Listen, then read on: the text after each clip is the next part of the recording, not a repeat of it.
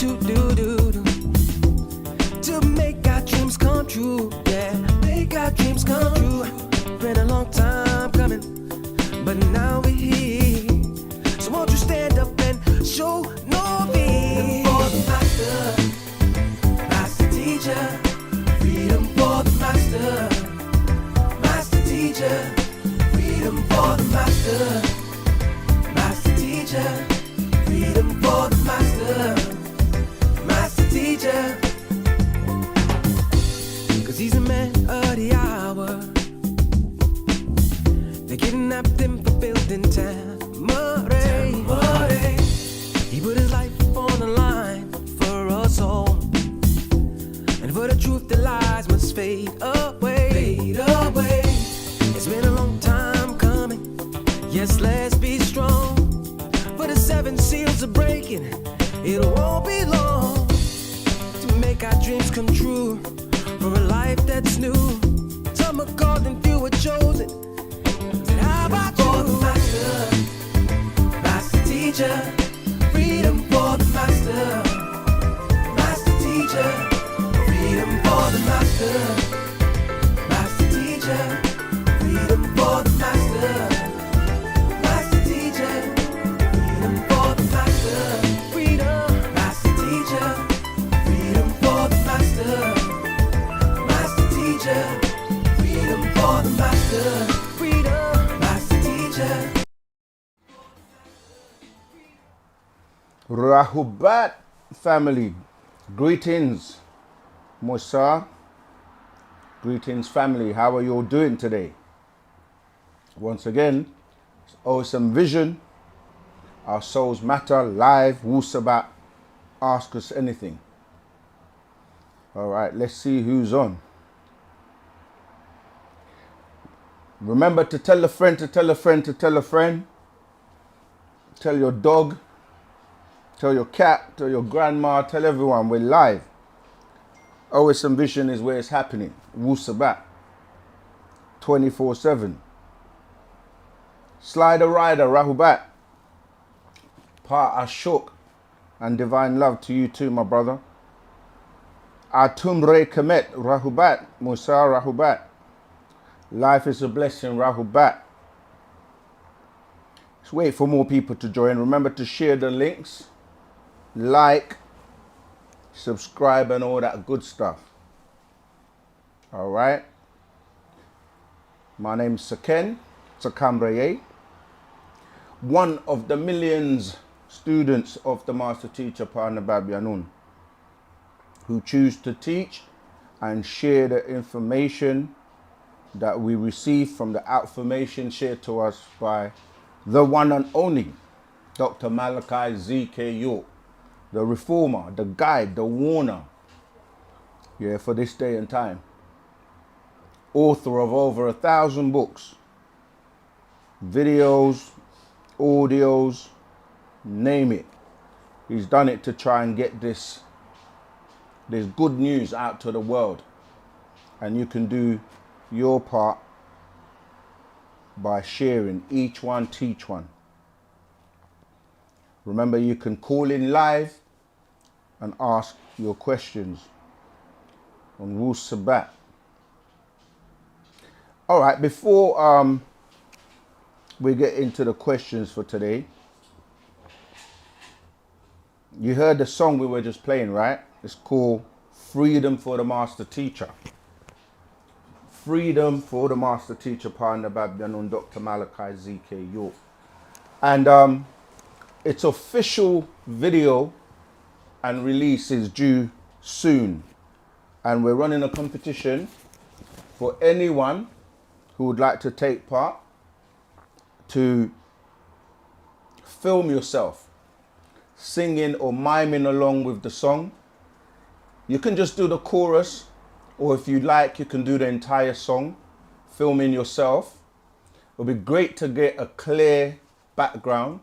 You can be cultural. You can be however comfortable you feel in filming the video. And once you've done, you know, upload it to osmvision.wetransfer.com. All right. And the best one In fact, we're gonna have the best three. So we're gonna have kind of like bronze, silver, and gold. Yeah, they will all get a prize, a really good prize. We're not gonna tell you what it is, so it'll be a surprise. But yeah, the best three. We're gonna use all the good ones, but those that really stand out, the best three, they're gonna get some unique presents. Okay, exclusive and unique presents. Remember to press the like button, all right? If you haven't done so yet, do so now. Remember that just hitting the like helps us, all right? Rahuba everyone, we've got a caller already on the line. So let's go to the live caller. Greetings. Second, how are you doing? Yeah, doing my best. How are you? Who's calling? Where are you calling from? And what's your question, please? Great to meet you, Saken. My name is Percy. I'm calling you from South Africa. Greetings, my brother. How you doing? I'm doing my best. That's all the best that one can do. All right. So what's your question for today? Thank you. My question is, how is Yanun feeling about the situation Dr. Malachi is facing? Great question. Yanun, basically, if it was down to him, he would have been out of here a long time ago, right? Because Okay. Yanun sees that he sees that people are very slow in terms of not embracing the culture. People are still hesitant. People are still kind of like trying to serve two masters, being afraid of being and expressing Wu-Sabat. And yeah, if it was left down to him, he would have been out of here a long time ago. But obviously, Malachi, even though his skin suit is 80 plus years old, he keeps being pleading and holding on and asking for us to be given a chance. You see, because it's a great question you're asking, because people say things like, well, if he's such a great being, da da da da, why is he incarcerated, or why is he not able to just leave? And Yes, when yes. they say that, they don't make the distinction. They don't distinguish between the Malachi, the physical being just like us, and Yanun, who is really an Etherean being who can personify at will and leave at will. He's not really limited by the confines of this, you know, people, places and things that we're subjected to, because we're kind of trapped here until we learn how to turn ourselves inside out and to leave. So we always say to people, Yanun can leave anytime he wants. But then the physical body, the being that he's basically attached to, will not last, because, you know, that physical body is only really able to continue based on the sustenance that he receives by way of Yanun, you see. So you ask a great question. Yanun himself, he has very little patience for us that don't embrace and accept Wu-Sabat, because it's like, imagine you've got the best information and you're not even recognizing or applying it. So to him, it's kind of like, you know, the whole quote of giving pearls to swine, or, do you know what I mean? Like, whereas Malachi, because he's had to learn from us in terms of being a physical being, he understands our struggles, our pains, and the fact that we have the two natures, agreeable and disagreeable. And so, he actually is the one that keeps fighting for us, and it's our job to fight to release him as our ultimate test, to show that we've listened, we're putting into action what he has taught us. So yeah, that's basically how Yanun feels, and because they are together as one, it's like even yourself, you have your physical body, but you also have your spiritual being, your etheric being, your soul being. So the physical body is the one that really, on in our situation, the physical body is trapping the soul, and so the soul is always trying to escape as well. This is where, if you were like, the way the master explained it, and it made perfect sense, is that if you were driving, you hear that urge to put your foot down a little bit, go a bit faster, go a bit faster. Or if you were like on a high building looking down, you get that thing, something kind of tells you to jump, even though you know you don't want to. It's because the soul is always trying to rid itself of the bacteria that we call the body. But it's all about being balanced. So when you start to, feed your spiritual being, then it's able to kind of like feel nourished, and you can then, maintain a balance between the physical you and what people would term the spiritual you, or the etheric, or the real being, which is the soul. You see, does that help? Oh, great. A lot. My second question should be, when you teach as Wu-Sabat, why is this so familiar, like where the Bible is talking about the rapture? Yes. And your teachings talking about the UFOs, like our ancestors are going to pick up some of us. So why is this so familiar? Okay, it's so familiar because what we keep telling people is this is also a DNA doctrine. It's in your DNA, it's in your genetics. It's a remembering tool. The information is to trigger you or activate you, so that when you get what we call a DNA explosion, it's like you start to remember who you are, really, who you really are.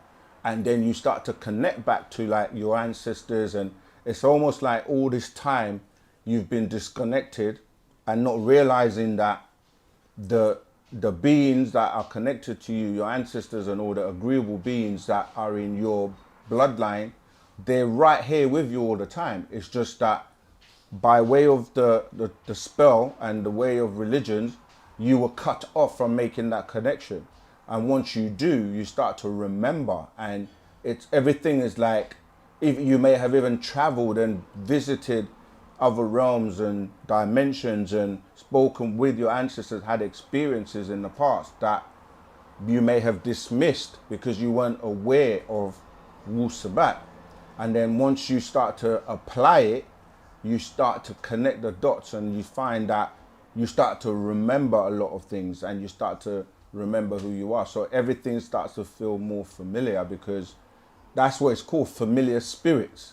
You see, the word family relates to beings or people you're familiar with, and it's not just necessarily based on the blood, because you can have blood relatives that are close to you, but you're not as close to them as a total stranger, or someone that you share that connection in terms of, Wu-Sabat, and how you relate to things, and they can relate to you as well. So you can find sometimes you can have real connection and have conversations with people on a deeper level that get where you're coming from, and they're not necessarily your families, but you're more familiar with them than your own family. So that's why it's very familiar. Also, another part is that you may have been here on average 9,000 times previously. So a lot of it will resonate, because you're going to start to remember these other past occurrences. Did you have another call? 100%, brother. Yeah. It's making a lot of sense what you are saying. Even your teachings every day. I follow your videos. they are very, very, very making sense a lot. Yeah, And freedom for the master teacher, Dr. absolutely. Malachi. And I want to make it clear that a lot of people, it's become like a cliche where everyone just says freedom for the master teacher. Free. Yes, your intentions and your thoughts help, your energy helps, but at the same time, it's also not just saying the words, but actually doing something to help and putting it into action. And that starts with you putting the knowledge that he's giving you into action.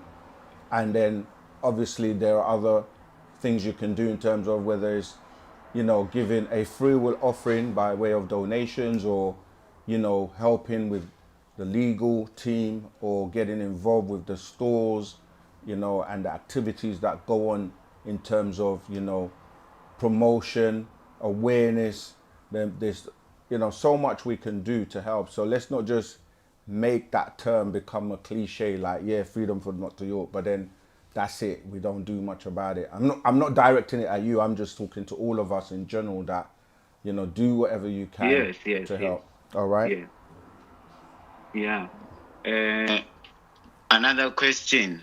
Yeah, sure. Researchers and where do they get the information? Because to me, I'm saying information because I think it's information when it's inside this planet. Am I right?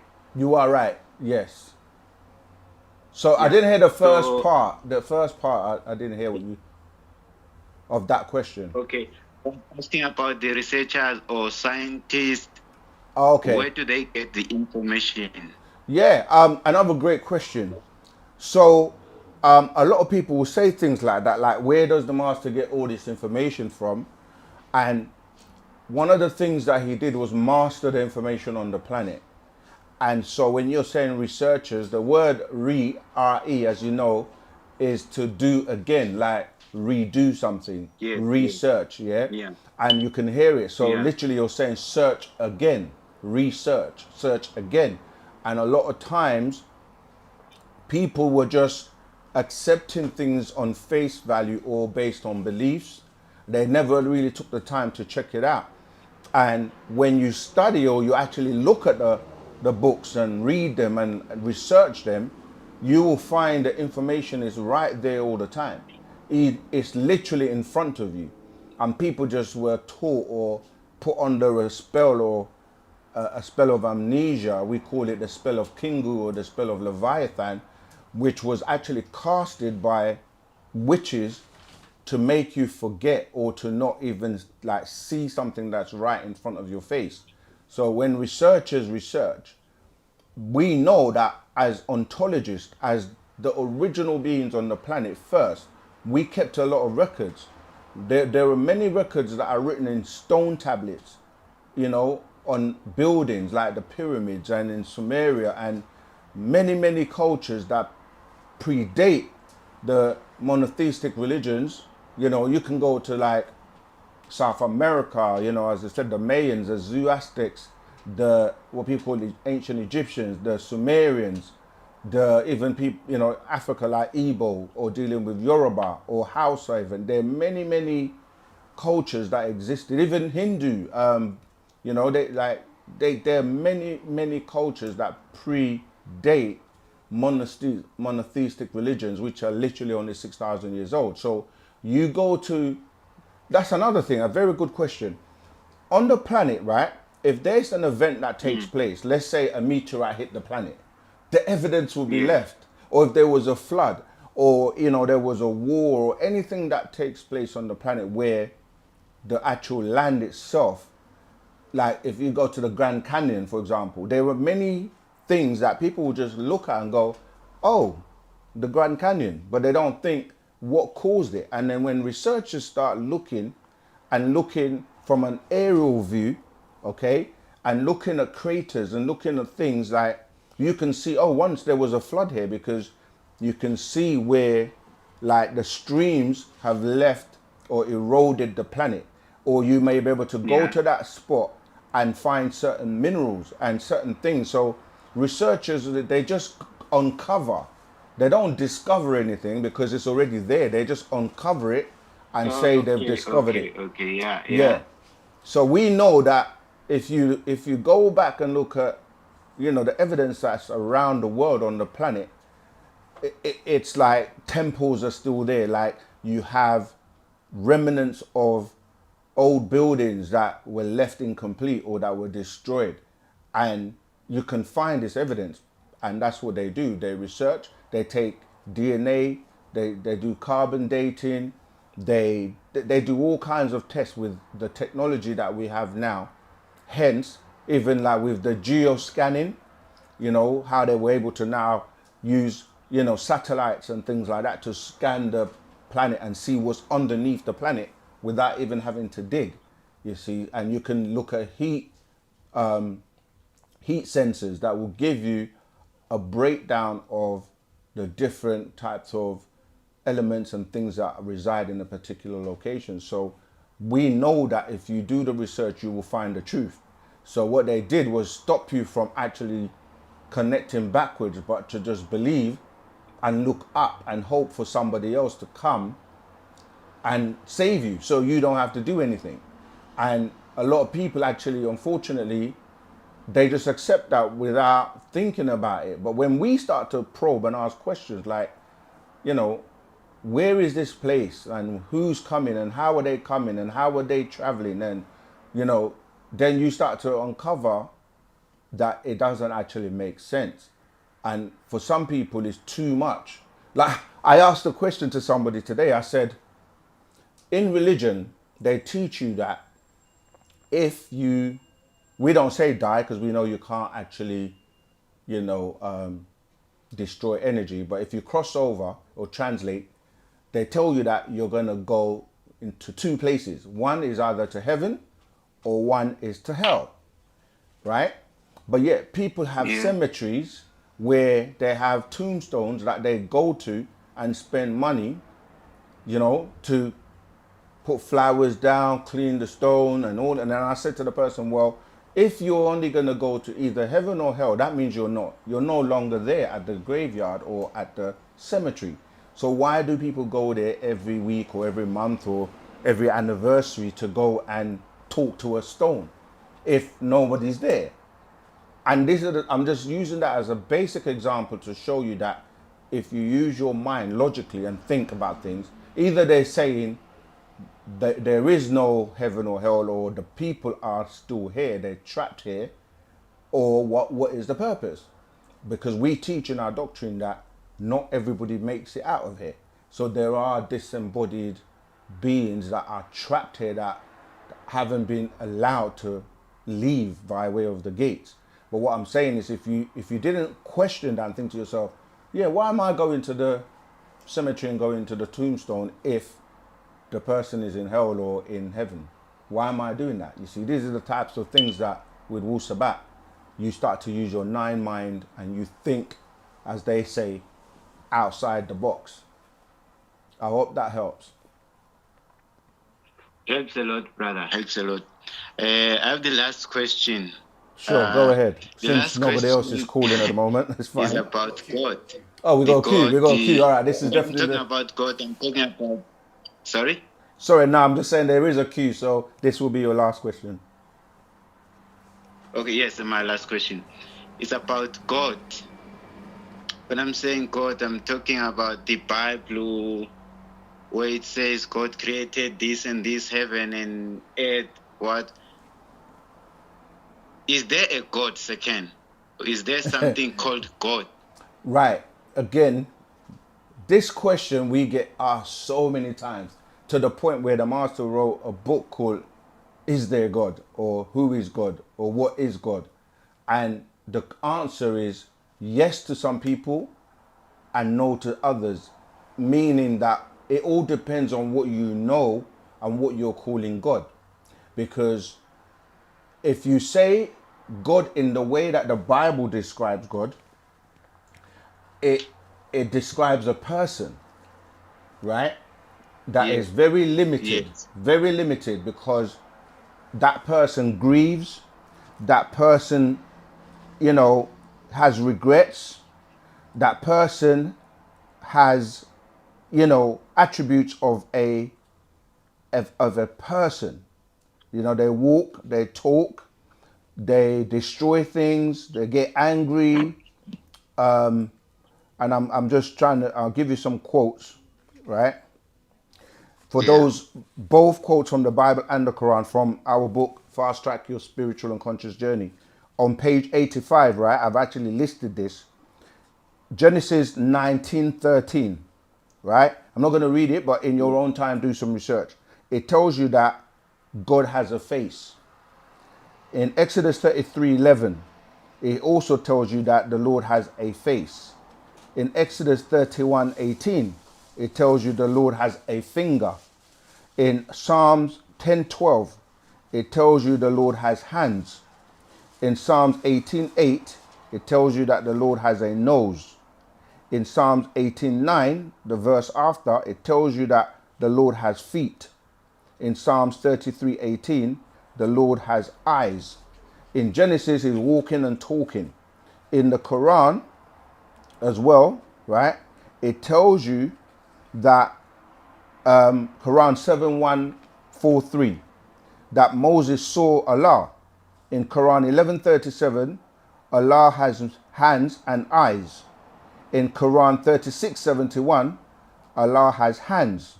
Also, Quran 3875, Allah has hands. Quran 3956, Allah has a side. Quran 42:11, Allah is a thing. And then 43:84, Allah dwells in the sky and on earth. Allah has a face. So all of these quote, and even if you go into Quran 2:255, it tells you that he is a man, that he is male. Now, people will say, obviously, you're reading English or reading the Arabic as a translation. But when you go into the actual language, because when you show people that say, okay, you're saying God is this mystical person, but yet here are quotes from the same book telling you that he has attributes of a man, right? They will say, they'll start making excuses like, oh, maybe it's a mystical finger, or maybe it's a mystical nose. No, in the language, it actually tells you you're talking about body parts.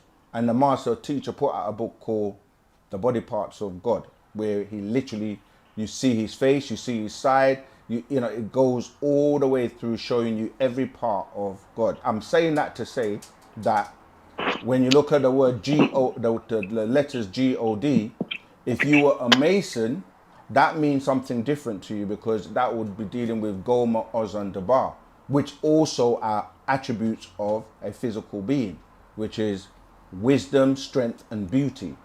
Now, when you start to look at the language and go, okay, Hebrew, what's the word for God? Elohim, which means these beings, multiple or plural. And the same, you can do that with all these books. So God can mean different things to different people. And then they give you a fictitious thing where they say he's in heaven. And to be inside heaven means that he's smaller than heaven. And to be sitting inside a throne means that the throne is bigger than him. And to be, some will say Jesus is God, for example. But then Jesus was praying to God in times of need, saying, even in the Lord's, or the Lord's Prayer, where he said, hallowed be thy name, thy kingdom come, thy, you know, all that. He's saying my father, he's saying my father, or our, no, actually he says our father. So there are many situations where you can see that the misinterpretation is what's throwing people off.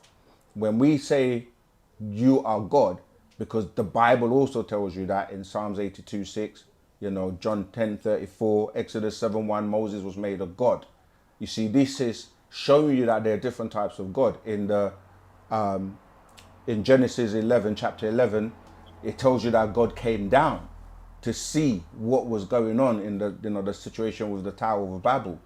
So these gods are literally extraterrestrial beings in humanoid form that walk, talk, destroy things. And this is where, when a group of them is translated as the Elohim, the Anunnaki, the Anutu, Yahweh, which is Yah, agreeable, and Way, disagreeable. You got seraphim and cherubim. Seraphim is good, the cherubims are bad. That's telling you about they both have natures of agreeable and disagreeable, just like us, you see. So the whole topic of, is there a God?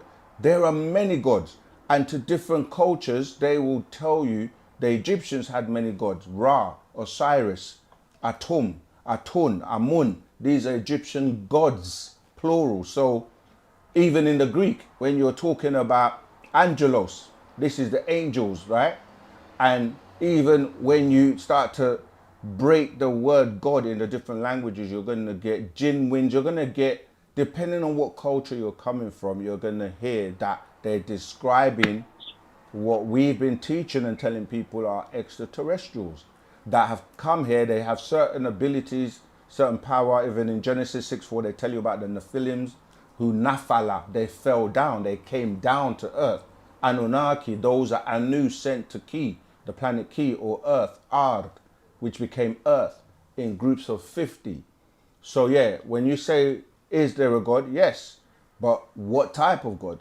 You see, and God to who? Because to be a God is just to be in control, and to be in control over some other beings. You see, so when you say the Most High, you're describing Anu, who was the highest deity in the Sumerian, doctrine. And in ancient Egypt, there's the same, many gods, Ra, Re, as we say, or Reye. You see, so yeah, the gods we refer to are our ancestors, who we are in the image and likeness of. And then you look at every race on the planet, and the image they give you of who they call God is going to be in their likeness. But when you say image and likeness, likeness is dealing with the nature of that being, how they behave. Obviously, the image is going to relate to how you imagine, because you look at the word imagination, the first part of that is image. So Michelangelo, they painted in the 16th chapel, they painted a picture of God looking like a Caucasian with a white beard and everything. And then Jesus, his son, is going to look like him, because you're dealing with DNA. But when you look at other races, whether it's the Chinese, the Hindus, they all have God in their image and likeness. So we have God in our image and our likeness, known as Pa Nabab or Ptah. And you see the image behind me. And that's the reality, that those are our gods, because they are the ones that seeded this planet first. And your mother and father, right, they exist because you came from them, and your mother grew you in her womb, so she can confirm that she created you, right? But people will say, no, I was created by God. And you say, where is God? And they can't give you the evidence or prove that God exists. But you say, but your mother actually was the one that grew you in her stomach and brought you forth. So your mother is really your first God. And if you can confirm your mother exists and your father exists, then you can confirm their mother and father existed. And then it goes on in the chain all the way back to the first DNA on the planet, which came from outside the planet by way of Parnatharu, our ancestors, you see. And so the question of, who is God or what is God is so broad, depending on who you're speaking to. And if you speak to us, we tell you, yes, you are God. And you're God linked to your ancestors, who go all the way back to the first ones that we refer to as the overseers or the Parnatharu. I hope that helps. Thank you so much. Thank you so much for your time. You're welcome. It's helping. Absolutely. Okay, we've got a queue, so I'm going to take some more questions, and hope to speak to you again sometime soon. Okay, next question. Rahubat, caller, what's your name and where you calling from, and what's your question, Hello. please? To what, Rahubat? Hello. I can hear you. How are you? Go I'm ahead. fine. Rahubat, again. Rahubat. Yeah, what's your name? It's Where you nice calling talking to from? you again. My name is Femi from Oshawa, Canada. Okay, Femin, nice to meet you again. Go ahead. Um, Actually, I have three questions. I know like there's a queue, but Yeah. I would like to start from like because you kind of like touched on it a little bit. Since I Okay. actually found this whole like Wu-Sabat and like the old teachings of like the master teacher, I've been trying to like talk to my friends and my family members, like trying to introduce them to it and just like spread the word. Right. But most times, I just find that like people tend to refer to the teachings and the master teacher like it's an occult. So I don't know if that's like something you can help me clarify. So when people Definitely. like make statements like that, I can like find a better way to respond or like answer them or even show them the video so Sure. they can see it for themselves. Is this more like an occultic teaching or is it more like a religion? Okay. So when people say that, they have been programmed with what they consider an occult, right? And if you break it down or ask them to break down what is that? What is an occult? What do they say to you? More like a secret society. Right. Okay. Think about it. Secret society. So if you are a secret society, so there's a society that keeps secrets. That's what you're Right. basically saying.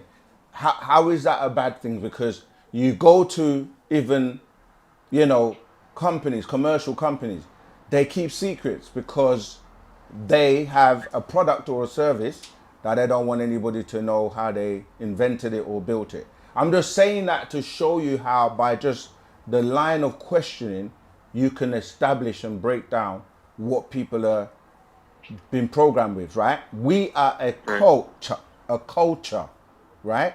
The first part of the word culture, or when you're cultivating your own way of life or your own culture, someone who looks at that and says, no, you should be following what I'm telling you or what I say, they're going to say to you, you're a cult, right?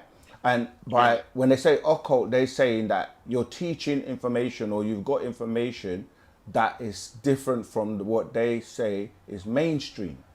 Now, as a culture, only certain people on the planet have a real rich culture. So we are a culture. Wu-Sabat is a culture that predates everyone on the planet. And they stole and borrowed parts of our culture and made it into things that suit them. So when you start to ask people, okay, what do you listen to or what do you follow? There is nothing more occult than when you start to really study religion and its origin, because they have, even within the confines of their scriptures, things where you're saying sacrificing animals, spill blood, and appease these beings with burnt offerings or burnt sacrifices, or even to the point where you're tempted, as in the Isaac story, that you're tempted to try and sacrifice your child. Read the whole of Leviticus and you see nothing but sacrifices. So all I'm saying is that when you start to look at the origins of these religions, they tie back to something known as Wicca or the Wiccan religion. And look at that and study that, and you see where you're dealing with necromancy, which is, the eating of flesh and the blood sacrifices, which I've already mentioned. When you look at African spirituality, which has become another cliche today because people just say African spirituality, but then you say, okay, Africa is a big place. You have many, many tribes, and some of them have been infiltrated or have been given a different way of life, which is not theirs originally. You see, so you would have to say, okay, let's deal with the facts. Let's deal with researching and getting to the information that is evidence based, not by beliefs or someone says this is what you should do and you've accepted it without questioning it, without researching it. And when you start to, you find out the facts, and you find out that we just teach nothing but truth, which is synonymous with facts, and facts are uncovered. Like, if you find out something is true, it's true. It doesn't matter what race, it doesn't matter what color you are, it doesn't matter what you believe or what you accept. The facts are the facts. They're undeniable. So when you start to deal with Wu-Sabat, that's why we put ourselves in a position of, okay, scrutinize it, ask us, research it, check it out for yourself. And what you will find is that it's truth, and then it will resonate with your being. So people that don't want to actually do any work and they just want to accept and believe something without any evidence or without researching it are going to look at you and say, because you're not doing what we do, which we've been doing for thousands of years without even questioning it, they're going to try and make you look like you're doing the wrong thing. But if you ask them, can we ask you some questions? Let's put you on the stand and scrutinize what you teach and what you believe and why you do it and where did it originate. Then you make up your mind clearly for yourself. So yeah, Wu-Sabat just teaches actual facts, right knowledge, right wisdom, which leads you to the right understanding, and then you can start reasoning properly with sound right reasoning for yourself. And when it makes sense, it makes sense. You know, no one can tell you anything if you can confirm it for yourself. Beliefs are just based on things you don't know, or that things you haven't researched, or that you cannot prove. So you have to make the choice for yourself. Did that help?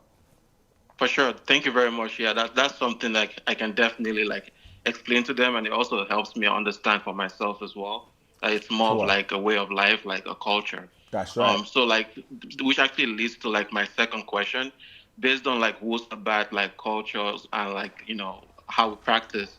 Is it like when someone dies, like is it advisable to like bury them in like a casket, or have No. them like cremated? The only reason why I'm asking is because I'm Nigerian, Yeah. and we believe in reincarnation. We have names like Babatunde or Iyabo, which means like father has returned or mother has Yeah. returned. Like it's Exactly. something our culture really holds. But Yeah. like my real question is like, is reincarnation like a trap, or are we supposed to just come here and not return back here and just go somewhere else? Okay, so I picked up two questions from what you've said. The first one, as you know, scientifically proven, you cannot destroy energy, right? Right. Energy is transmuted, transformed, trapped, channeled, etc. And so when you say die, we know that we don't die in the sense of what people are calling death, because like you're composed of energy, your physical being, your spiritual being, your soul being, your mental being, your etheric being, your what we call exoplasmatic being. There are many components to making you up, and so parts of them return back to the elements. So your physical body, if buried, will decompose and go back to the soil or go back to the ground. This is where they get the whole dust from the ground thing, right? But Right. when you're in your environment and in your own culture practices, then you will carry out certain rituals and things to protect you. So today, because you're not in control of the process, and there's a lot of what they call organ harvesting, there's a lot of as I was mentioning before, what you call cannibalism, necromancy. All of these things mean that your physical body is not safe, and it will not decompose quickly if you put it in the ground and put it in a casket and put it in the ground, and then put it on underneath the ground, put cement and everything and keep it there. The essence is still trapped within your physical body until it completely decomposes. So we cremate at the moment, where we Okay. know that your complete essence is going to go back to nature. This is why, as a culture, even as you mentioned Yoruba, it's about the ancestors and you returning to that energy source where you came from. And when you cremate, then your essence goes back to nature. And this is what's known as animist. Yeah, because as animists, we know that we come from nature, we return to nature, we don't die, we continue to exist in other dimensions and realms. And like I mentioned at the beginning, some beings have reincarnated up to 9,000 times. Initially, we didn't used to do that. We used to come here, complete our purpose, and go back. But because of the fact of us falling from grace in terms of not remembering who and what we are, we've been trapped in the things we do, how we live our lives, to the point where we don't learn the spiritual practices and the things we need to do so that we can elevate and go and don't come back. And that's the goal of Wu-Sabat, to teach you these things, how you can actually strengthen your spiritual, your soul, your etheric being, the real parts of you that will propel you or take you higher to the other realms, so that you can make it and continue up to being a part of what we call Pa'ut, or the all. You see, that's the journey. So yeah, that's to answer those two questions. That yeah, we cremate, and secondly, you don't have to reincarnate if you make the grade. You only keep coming back if you have things to learn and still have lessons to learn, or desires that you have to burn out in this lower realm so that you can move on to the higher realms. I hope that helps. For sure. Yes, sir. Thank you very, very much. I really appreciate it. You're I have one welcome. more question, but I know there's a queue, so I'll save it. No, don't, you can ask it, the last one. Okay. Actually, you did kind of answer it in another video where someone called and asked about like if the Earth is like flat or like we live on a globe. Yeah. But so you've answered part of the question. Like what I'm trying to understand is if there's an actual firmament above Yeah. us, because you said like it's not necessarily flat. Yeah. It's more like a peanut shape. Yeah. But like, is there like a firmament still above that peanut shape? Yes, there is a firmament. It's just that what people are describing it as is not what it is. When you're reading in Genesis, it's talking about the different layers, right? So what they're calling the firmament, like, is the different layers of the sky. But when we say the sky or the clouds or the heavens, you have different planes or layers to it. Like you have the spheres, right? You know, the stratosphere, the ionosphere, these spheres that are like layers that in order to break and come out of this atmosphere, you need to be able to break through these spheres. And the firmament is the same, because when you're on an aeroplane, right? If you ever flown on an aeroplane, as you're in the sky, as you're obviously lifting up, you see that you go past a layer of clouds. And then the plane, if you look down, you're going to see clouds. And you look up, you see other clouds. So you can keep going up in layers depending on the altitude that the plane will go at and fly at. So what I'm saying is that there are layers of vibrations, or what we call atmospheres, around the planet as well. And the rainbow also shows you that, because when you see a rainbow, it's a curvature, right? You see the different spheres or the different colors that go all the way to what people call purple or ultraviolet. The ultraviolet is the last one before you break that barrier to continue. And people will say, if you study light, right? You put light through a prism, right? You put white light through a prism and you see how it separates into, well, black and white are not really colors, because all colors combined are black, yeah, and the absence of that is white. But you put it through a prism and you see these different colors. Now that prism that is in the sky is an actual craft, right? This craft is spoken about in the books of Revelation, called the Crystal City. Not Nibiru, but the Crystal City, which in the Bible, when that covenant was being made with Noah, after the so-called flood, right? It was like, we will no longer destroy the earth by water, but by fire. That fire is really relating to the sun, and the sun has heat or energy, right? And that crystal city has been placed there as a reminder. Now, when we say placed there, when we say there are crafts waiting in certain altitudes or certain places known as the Lagrange points, where they cannot be detected, and some of them are able to camouflage themselves. So that crystal city is how this light is going through or reflecting it to give you this curvature that people are calling, the rainbow.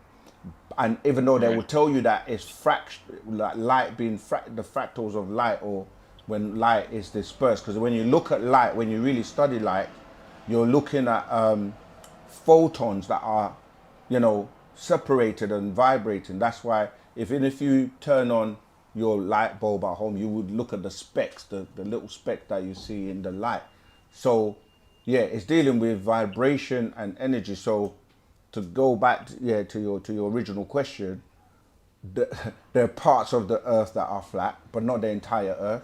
And there is it's more like it's like an oblong, not even an oblong, because the oblong's more like a square. It's more like like I said, like a peanut, kind of that kind of shape. So it's not completely, symmetrical in terms of its circle, but there are different spheres and different atmospheres also surrounding it.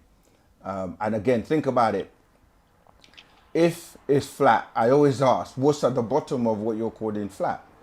Is it just floating in air, or is it resting on top of something? I see all the diagrams with the flat earth people, and I've studied them, and no one who is, in my view, based on the teachings of the master teacher, for example, who is the smartest man on the planet, has never told us that the earth is flat. However, if he always updates information, if he ever comes back around and teaches us that and says that, then obviously we will go with, you know what I mean? But the thing is, whenever he teaches something, he will break it down to the point where you get that aha moment. You will know, like, okay. And until then, based on my research, my studies, other smart people dealing with satellites, evidence that's been produced, etc., is like the asteroid belt. There's so much that, you know what I mean, just basically points to the facts that the earth is not flat in the way they try to portray it. But I'll let you I'll let you like go. If the planet is flat, that means the moon and the sun should technically be flat as well. And another question I ask religious people, I mean, flat earth people that are religious, if you ask them, do they believe in God or Allah or something, most of them say yes. But then when you say, where is God then? Or where is he? Like, they say he's in heaven. And then you say, well, is heaven, where's heaven? It's not on earth, is it? So there's so much holes to the whole thing. Like, that doesn't make sense. But again, it's distractions where, remember, in olden times, people were saying that, the earth was flat, and now it's not, and now they're going back to it. But we've got another call, so I'm going to have to leave it there. But thanks for your call. Greetings, caller Rahubat. What's your name, where you calling from, and what's your question, please? Yes, Sakem Sakam Reye, Rahubat, Mazamal. Rahubat. Dietary. So I'm just calling in now, yeah? Been tuned in for like over a year now. Okay. Yeah? Wow. Slowly, just trying to deprogram my mind. But I just wanted to phone in and ask you personally. I heard you mention something about serving two gods, for lack of better terms, innit? Two masters, yeah. Yeah, two masters. That's what you said. So, as melanin dominant, you coming up in England. I'm from Birmingham. Yeah. I was kind of programmed towards the road side of things. You get me? I get you. Yeah. When I come into and I heard about this and I seen your face on the TV talking what you was talking, the first thing I seen was you about the extraterrestrials and the bees and whatnot, and I was like, yo. Then I just went down a rabbit hole, and it's like something in me was just like, yo, this guy is talking some things. You get me? Yeah. So I started to speak certain things to my brethren and whatnot, and they're literally looking in my face and saying, bro, I think that you've gone crazy, like you get me? Yeah. I think that you've got schizophrenia. I think this and that, and you get me? I'm telling them, yo, listen, we actually come from extraterrestrials and whatnot, and people are looking at me crazy. So my question is, what's the best way to balance this thing out? Cause I really want to live righteous, as that's my nature. I'm a righteous as nature. You get me? But I'm here living in the physical. So, you hit the nail on the head with what you said about balance. It is about balance until you're in a position where you know, like we ain't gonna front. Like this is part of the reason why our land was stolen, because really until you have your own like land, your own farm, your own like what we had, like your sovereign nation, you're still interfacing with other sovereign nations, but it is really about you taking that control, because anything you can say that, you know, like going back to the serving two masters thing, anything you can say that you get from the master, as in the slave master, you can create and do for yourself. But it's just that you need to work with the right people, the right mindset and mentality. Because if someone's going to say you're crazy, right, using that word, right, and then you look at what they do and what they accept and what they believe and what they follow, and you're like, you really got the cheek to say I'm crazy, when you know what I mean, when you really look at it. But that's why you have to be amongst people who are vibrating on the same resonance, and they know that, what, like you say, you feel it, you know it. Like when someone, when you know something, right, that's why the first part of the word knowledge is to know. Is no, You have to but know, that's like, the problem though. Second, I know, like, you see how we're talking about the physical now. I know physically what I'm doing yeah, in the physical is not. I don't want to do this. No, I don't want to do this, but yeah. I need to, because I'm living in the physical. And if I decide to just turn and just, you get me? Yeah, but It just- we're not. What I'm saying is, you can balance everything, and you just got to be around like-minded people so you can all support each other. Because when you're a one-man lone ranger, you know what I mean, it's very, it's gonna be hard for you, man. That's why we have to come together and work in communities and like help each other and do for self and build. That's really that. I mean, it's not rocket science. You can go up to Stamford Hill and go up to certain parts of, you know what I mean, England, and you know, you have different communities coexisting, living and practicing their culture. You know what I mean? So it's something that is doable, and it's about balance, as you said. Like at the end of the day, because you know, like you can't go to the extremes where, you know, you have people that go to the extreme when they saying, come and do what we do, believe us, and if you're not part of us and you're not part of our club, then you're a heathen, you're infidel, you know, you're going to hell, you're all these names just because you don't choose to follow and do as they do. Whereas we say Wu-Sabat for everyone. Anyone who puts it to practice will notice the benefits. But yeah, honestly, I hear where you're coming from, and it's not an easy road.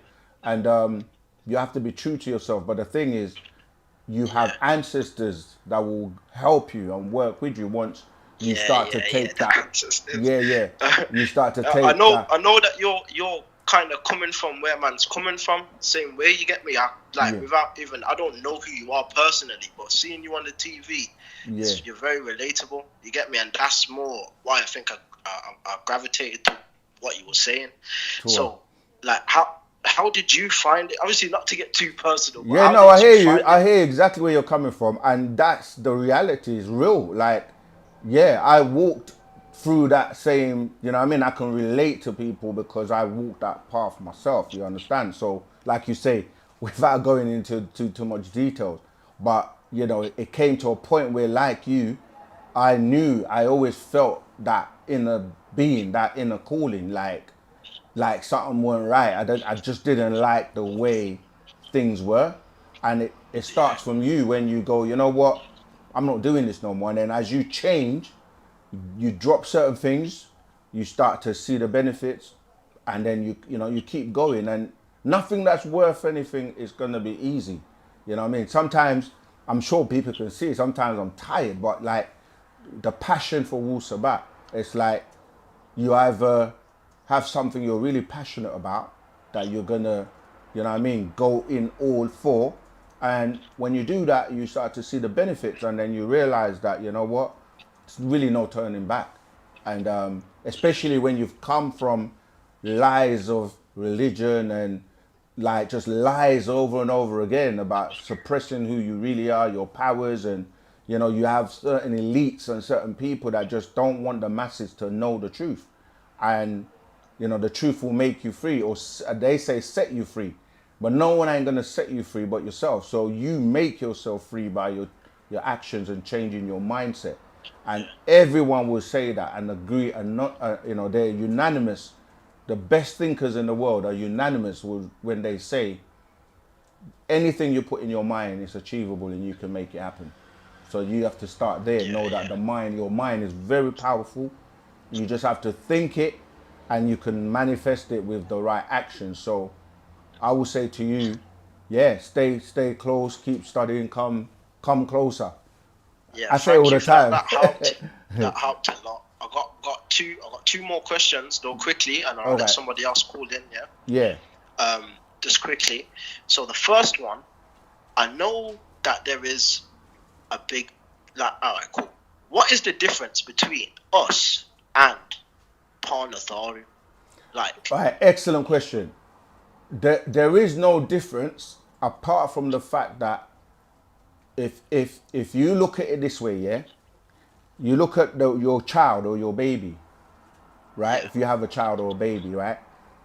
And the question, if you ask, what's the difference between my baby, whether it's a boy or a girl, what's the difference between that boy baby and you? What would you say? Yeah. I kind of get where you're coming from, you know. They're exactly you, but just on a lower level because they're still learning, right? They're learning like they can't walk on their own, right? They're crawling, but they're gonna grow and they're gonna be able to stand up. They're gonna be able to talk. They're gonna basically grow into being you as they get older. So when you look at the Natharu, they've just grown to a point where they've mastered and conquered all the levels below. So we say 9 levels. Why then? Are we the lower ones? Because we actually, well, when you say lower, we are here to learn.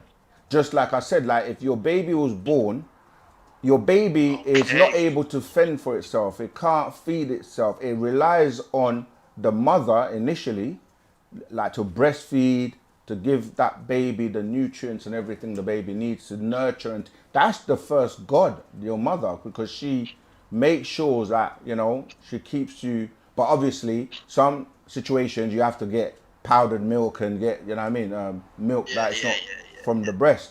But eventually, you become your mother or your father. And the Natharu have just learned to master all the planes from, you know, the physical plane, the spiritual plane, the soul plane, the mental plane, all the way past the 9 ether to the highest level where you master how you don't need this physical body and you can actually come back and go at will. So the Natharu are just us, or we are them as babies, and our journey, if we are able to listen and follow the guidance and the teachings and the instructions, then we can elevate to being like them. And it's like, it's work at the end of the day, but if you want it, you'll make it happen, or else you just keep repeating and repeating until you burn out your chances, which is, you know, you get 24,000 chances, and if you burn them all out, then you just basically not able to keep like existing on higher planes or higher levels. You just basically become energy that is on the at particular levels. Like you don't have no more chances to be able to go and experience other existences. If English is hard sometimes to try and explain what I'm saying, but like, I get what you mean, you know. But you see, the problem that I have with understanding that what you just said is that we're made up of spirit and soul. Now, I'm aware that animals also have spirit. So when you say we get trapped here, obviously our physical bodies, it depends on how you get rid of them when they, you know, burn out. But the best thing that I can say to make you understand what I'm trying to say is, all right, cool. So, could my spirit get reincarnated into another animal? Does that make sense?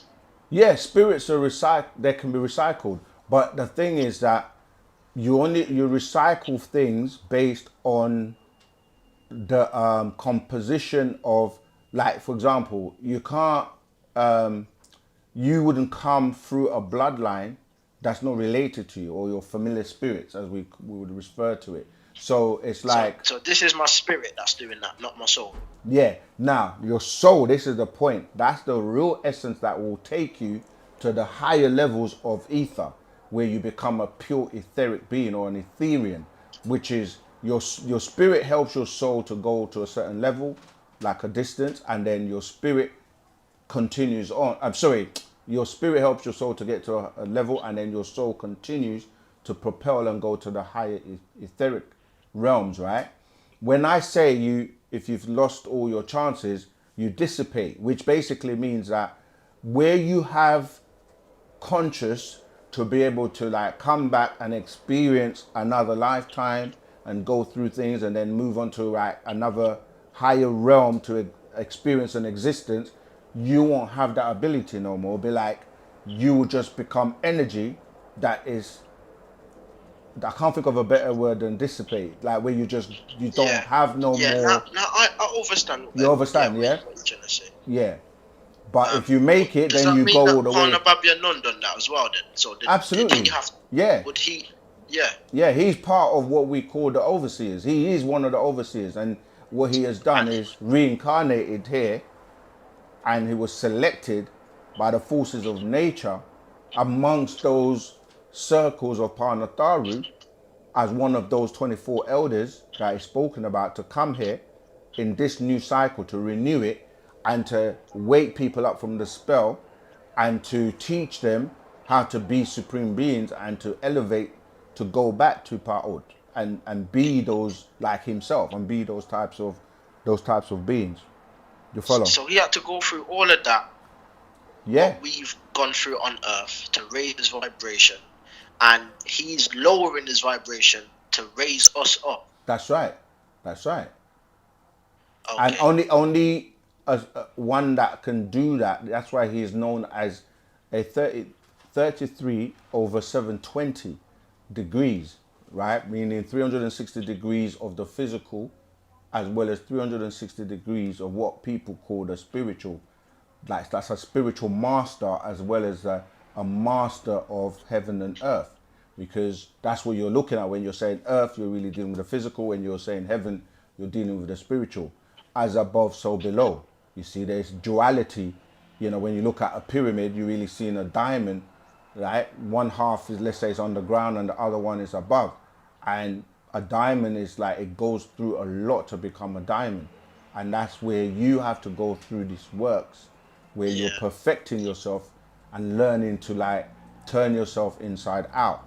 And not everyone wants to elevate. Like, if you think about people on the planet, if you just look at the educational system, you might have like what you call nursery or kindergarten, and then you go from there to primary school, to secondary school. And some people after secondary school, that's it. They want to go and work and get a job or whatever. Some then go into college, to university, and then from university they might do higher degrees, you know, first degree, master's degree, PhDs, and become professors. It's up to you in terms of the level of attainment.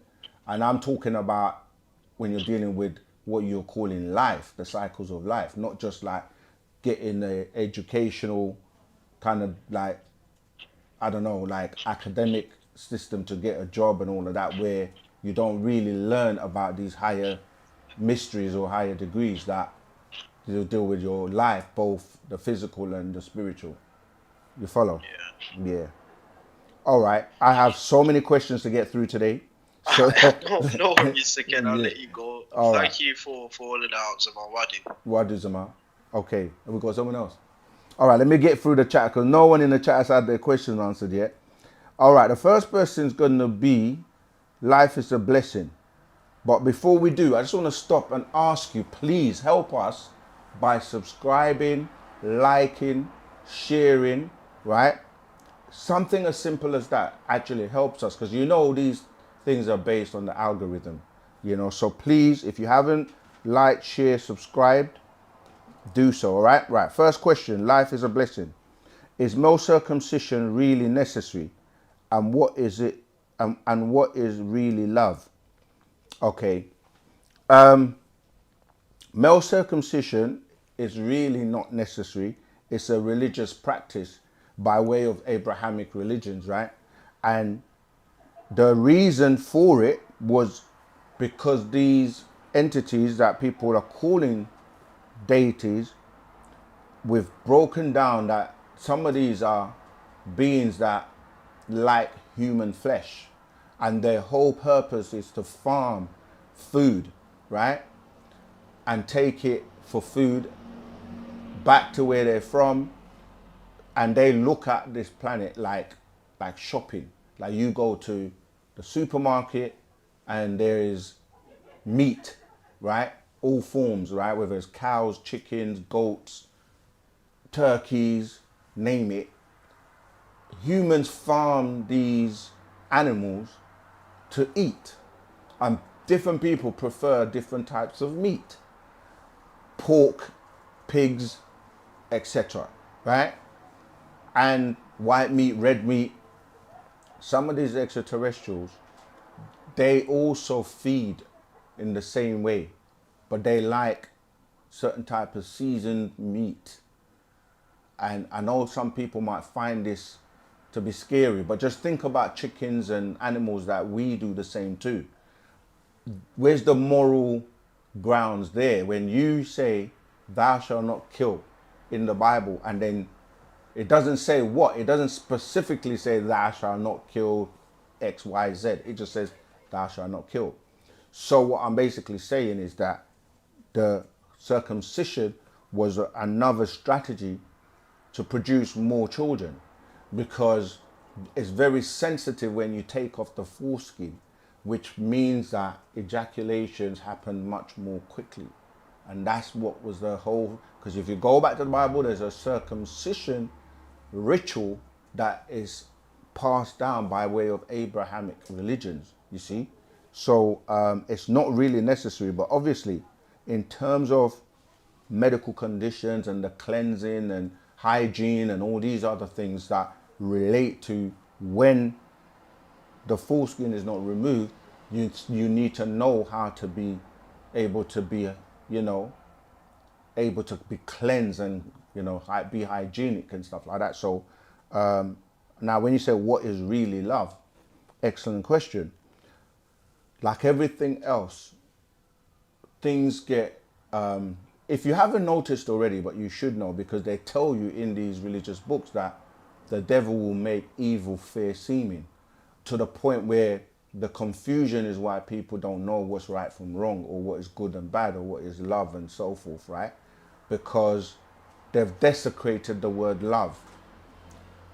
And phonetically, if you spell it backwards, because making things fair seeming is to make you think something is going one way, but it's actually the opposite, or bad when it's good, or good when it's bad. And that creates confusion. If you spell love backwards, E-V-O-L, you hear evil phonetically. You might not see it, but the tone and the vibration and the frequency is the same as if you had the I, because the vowels A-E-I-O-U are replaceable in many words that have come from Semitic or Shemitic tongues. All right, so why do I say that? Because for the sake of love, people will do all kinds of crazy things. And love has been turned into more lust, right? Because people will say, I love you because, there's always a because, or like it's a selfish type of love. There's different types of love, right? The one that is true love is the ashuk, or divine love, unconditional love. The type of love that you feel that is unconditional. Like, I'm trying to put into words, like the way you may have for your child or someone or something very innocent. So it's not based on any conditions. I love you because you're beautiful. I love you because you cook for me. I love you because you smile. There's always a turning point where it becomes a selfish. It's because of what you're getting from the person. And this goes all the way into the Valentine's day and all of that. We did a video already on Valentine's Day and the origins of that. And in your mind, you've got these diagrams of what you call a heart, a red heart, when a heart doesn't even look like that. But true love is really care. Care, that's what the master taught us. If you listen to a recording called Learn to Care, right? It's probably on YouTube. He's teaching you about true love, which is when you care, when you really care about anything, people, animals, trees, the earth, you have, like, it's not based on a condition. It's like you don't wait till somebody in your family gets an illness and then all of a sudden you care about that illness. But up until that point, other people, and if it wasn't close to home, it didn't matter to you, you see. So when you really truly care, you care about the conditions of the world, you care about everyone and everything, and you come from that unconditional love to try and help and solve problems. All right, so that's that question for you. Life is a blessing. Okay, let's have the voice note and then we'll carry on. Rahubat Seken, Rahubat Muisa, Rahubat. Anuki Terry Jamal, Tehuti Akenreye from Zambia. So just a quick question. I just wanted to hear from your experience. Like, what would be the reason why people still cling on to beliefs, religious beliefs, even when you present them with actual facts? I've actually had instances where having conversations with different people, you even show them the evidence from their very own scripture, but they still cling on to that. What could be the reason based on your experience? Maybe you could just share a few experiences. Then my other part is regarding, there's some time back you recommended watching The Holy Grail. I did watch it, and I had a question particularly regarding on the part of Isaac Newton. Was it a literal apple or there's some hidden message there? I'm still doing my research on that, and I maybe want if you could explore a bit on that. Okay. Tua. Okay, the first one was regarding why people hold on to beliefs. Okay, the first one, the real honest one, is fear. They're afraid. People are afraid of change.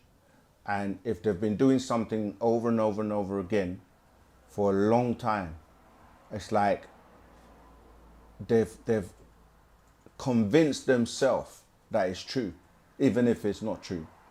And so when you come with something different, the first thing is they're scared.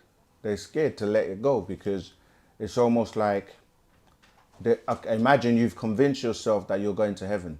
There's a place called heaven where you're going to live and be happy and all your sins are forgiven and everything's cushy, and you've got yourself believing this for years. And then somebody comes along and tells you that, let's actually analyze it. It's not real, it's not true. So people are afraid because you have to have something to replace it with. But we do. So we don't just like shatter someone's world. We walk them through it so that they will realize that they've been lied to all their life. And now Wu-Sabat is here to give them the truth and replace it. And so that's number one. People are afraid. People is cognitive dissonance, where even though something makes sense, they teach you things like ignorance is bliss. They teach you things like what you don't know won't hurt you, which doesn't make sense because if I put poison in a cup and you don't know is there and I give it to you to drink, it's going to hurt you. So that's something you don't know that's in the cup, but it's going to hurt you because you don't know is there. So a lot of times it's too much because it's like to accept truth and deal with truth, you have to shed. You have to get rid of a lot of things that you've been doing that don't make sense, and you just did it out of habit. It's kind of like an addiction. You know, you start smoking or drinking or taking some kind of drug, you get hooked on it.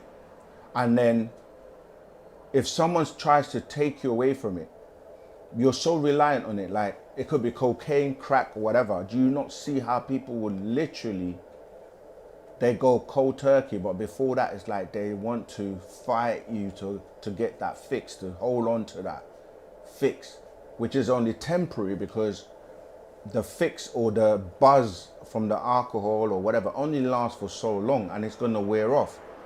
But when you're addicted to something, it's very difficult to let it go. And so that's what I've come across, where you can make something make so much sense, and they will be with you all along the way, and then right at the end they will say, you need Jesus, you need the blood of Jesus, or some, like, you're like, we've just walked through and showed you all the mistakes, present the evidence, and you're still going to turn away.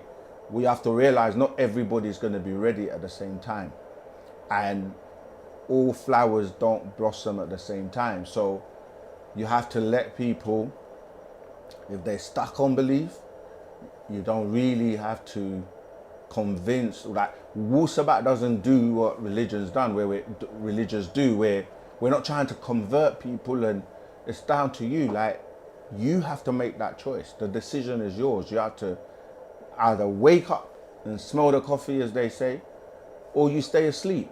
Either way, you're the one that's going to face the consequences of your decisions. So yeah, sometimes you have to also be very patient with people. I know with Wu-Sabat, people want to be able to just hurry up, get out of it, let it go, and switch overnight. But you have to remember, think about your journey. How did you come across it, and how long did it take you to come to the realization, or, do you know what I mean, the acceptance of Wu-Sabat? And if it's not for you, it's not for you, unfortunately. But it's a time for those beings that have grown, because you have to be in this cycle. It's the cycle where everyone will have the opportunity, but some people are just not ready yet. Others are like, I've been waiting for this, like, I'm ready. What do I need to do? And they just start doing it, and their ancestors, their DNA explosions just aligns, and they just get on with it. Unfortunately, you also have a lot of talkers, people that gas a lot. They just, it sounds like a club, and they say, yeah, I'm down, I'm this, I'm that. And you just wait and let their actions tell you, because most of the time, if they're not real, they don't last, and they don't stick, and they don't really go through the motions of elevating. All right, what was the second part? Oh yeah, about the apple. Then my other No, I part, got it. Yeah, it was about the apple. Yeah, again, this is what we're saying about fictitious information. They tell you that in the Bible, there's no mention of the word apple. when they're talking about the fruit, it's like people turn it into an apple, just like there's no mention of the word serpent or snake, but they turn it into a snake when the word literally says whisperer. It was a whisperer. But in the Arabic and in the Semitic language, you get the word khanas, which means whisperer, and it was like the person was whispering and talking to someone else. It was a language. Snakes do not talk. I'm just showing you how misinterpretation and distortions have people believing something like the apple. There are different types of apples. In anything in this world, the more you study, you'll be surprised. You have what they call some granny apple. You got different types of apples, red ones, green ones. You can eat as many apples as you like, and you're not going to, like what they said, the eyes were open from eating an apple. It wasn't an apple. It's talking about the poppy seed, which resembles or look like an apple. It's a pomegranate. Like, this is something the master teacher, Panda Babyanun, broke down. And it's like, it's hallucinogenic. So it was like, it basically made you hallucinate. And it's like an aphrodisiac as well. And it caused them, Adam and Eve, to partake in what we call the pleasure palace. They had sexual interaction, sexual intercourse when they weren't supposed to, because of the like arousing and like because it was an aphrodisiac. But what I'm saying is that the apple then becomes a symbol that they tell you it's a bad thing. Then you see apple, as in the manufacturer, they have the symbol of an apple with a bite off of it. And they say that's the forbidden fruit. And they build a whole story around that. And, but yeah, it's not what the actual text was saying, you see. So the Isaac Newton thing, that's just talking about gravity and the fact that, you know, trying to prove that you throw something up, it's going to come down. And because he happened to be sitting underneath an apple tree, apparently, and that's like the eureka moment, and he you know, started to talk about gravity. But, you know, these states, The Matrix, for example, the movie explained it well when, remember when Neo went into the that simulation with Morpheus, and they were fighting for the first time, and he's like, what makes you think this is oxygen you're breathing or something, or that in this world, in this simulation, that the rules are the same in terms of what you're calling gravity and what you're calling, like even when you said he was bleeding, he's like, how do you know that's like real blood? Do you know what I mean? Because if you're able to transcend the three-dimensional world in terms of people, places and things, it's very hard for most people to think outside people, places and things, because of the fact that you've been dumbed down to the point where the three-dimensional makes things very simple, like A, B, C, 1, 2, 3, morning, afternoon, night, breakfast, lunch, supper, black, white, grey. We can go on and on and on to give you these simulations of you being really programmed into thinking that you're only in a three-dimensional world, when there are other dimensions that have different rules. The minute you leave one dimension, when I say a dimension, for example, like in the spirit world, they have different rules of engagement. They can't do certain things. Like, you know, entities that are in that environment, there are certain things they can't do. You know, you hear things like salt, they can't go past. There are things in that environment that they're restricted by. So I'm saying that is, as a nine ether being that can transcend and come outside of three dimension, you say what is, it will be controversial or maybe not mainstream, but when we say the mental reservoir, the mental deal with your mind, it's not in your head. That's in a dimension that you tap into and you pull from, because you're plugged into it or you're connected to it. You see, so the mental realm is in a different dimension, or different rules apply, you see. So yeah, I'm just saying, like, they distort a lot of things in terms of the information that's given to you in basic terms, like the Bible, basic information before leaving earth that you've got to master, and then move on to other books. The Bible is only like a small book, but it's just so much confusion that before you even get past the cover, you're confused. So Babel is babbling, is Babel, is dealing with Babylon, is dealing with confusion. So most people get confused in religion.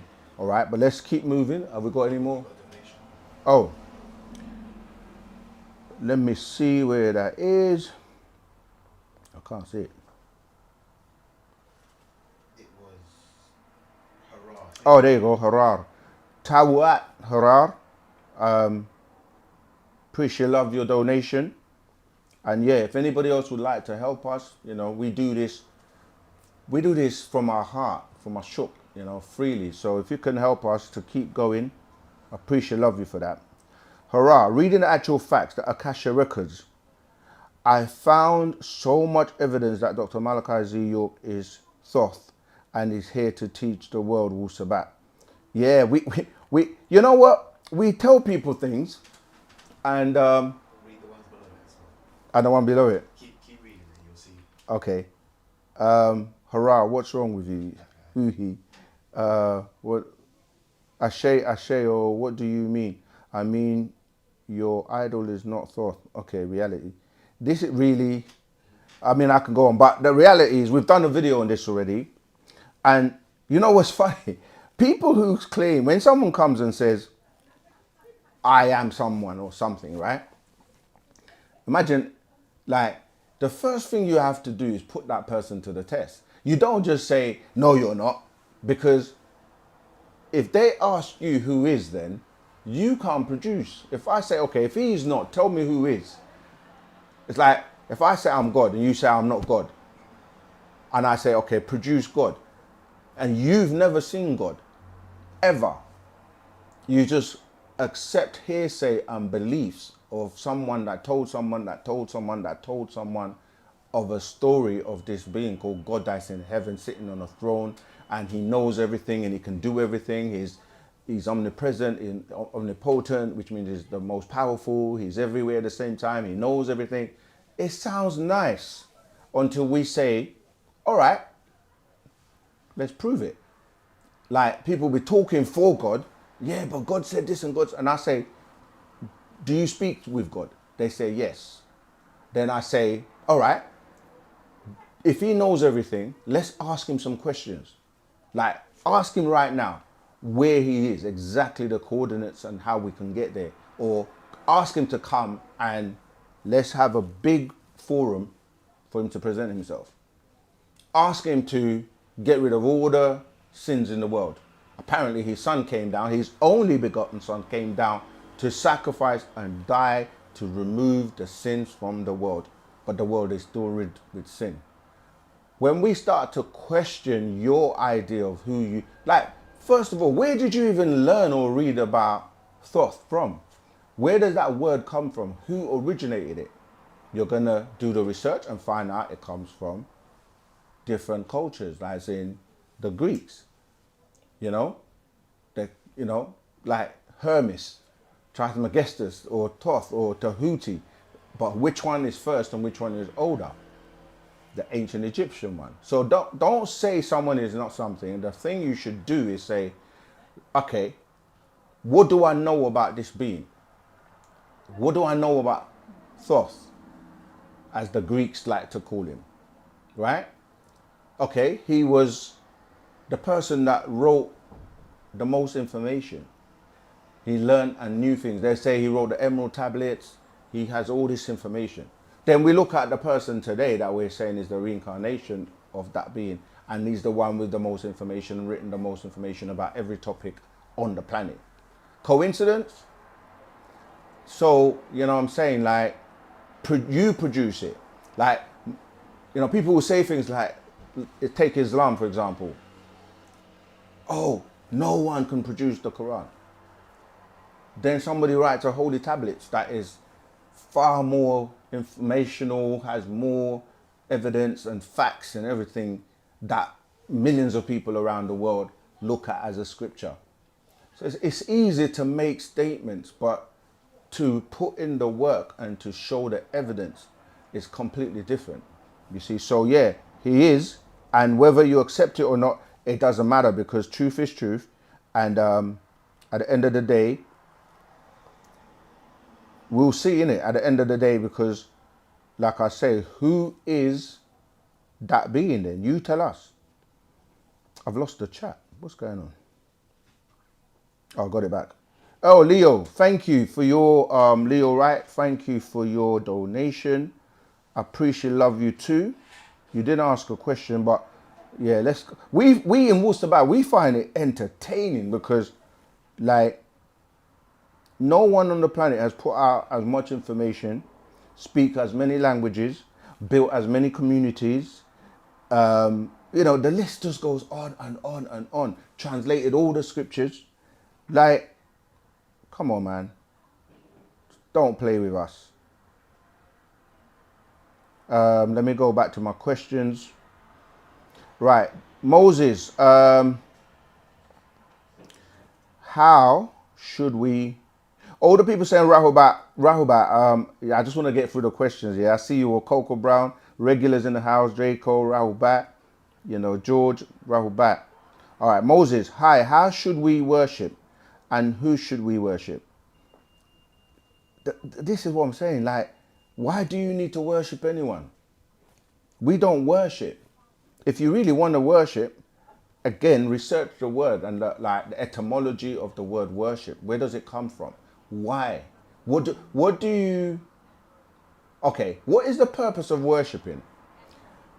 If you really think about it, because people say we need to worship God, and you say why? Why does God need worship? Oh, because we want to show Him that we love Him. Or okay, why does He need love? If He has everything, He doesn't need anything. If He created everything, and He has the power to do anything and have everything, what are you gonna do for Him? So I'm saying that to answer in Wu-Sabat, we do not worship. It actually comes from the word worship, right? Of the beings that had an accident and they were warring. And it was a ship as in a craft, okay?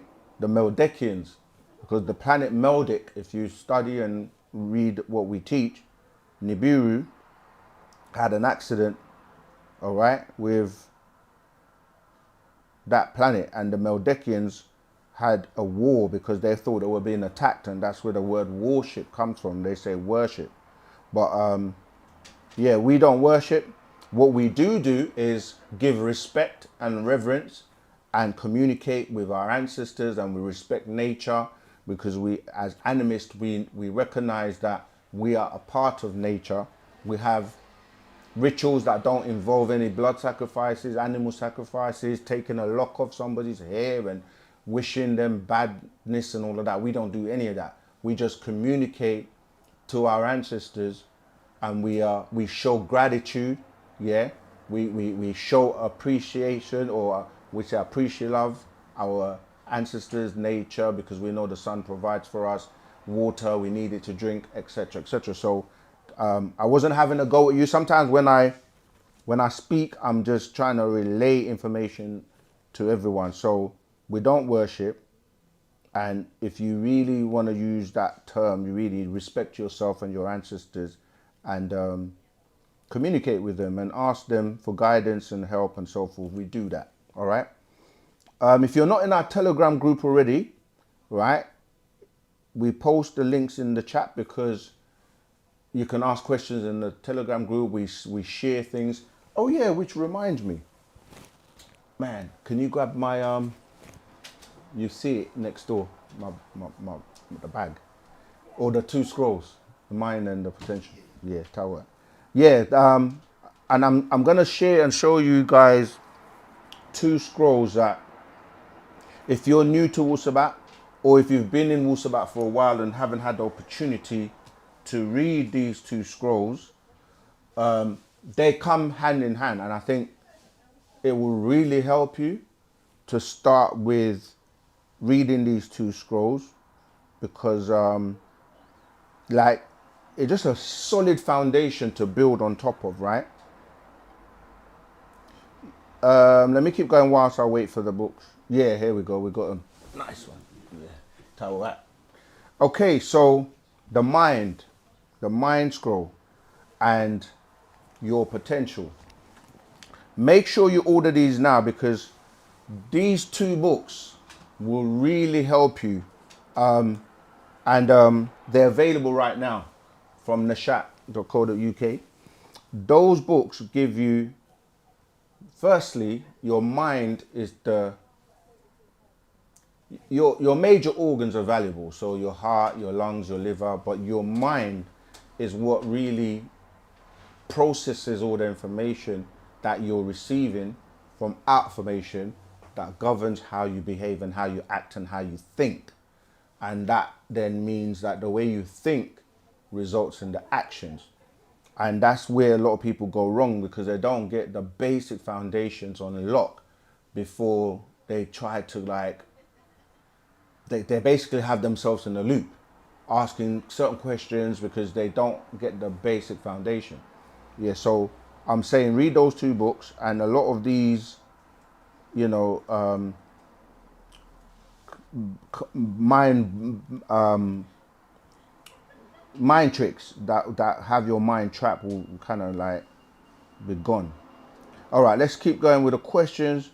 Oh yeah, doesn't Malachi, this is from Draco, doesn't Malachi mean angel?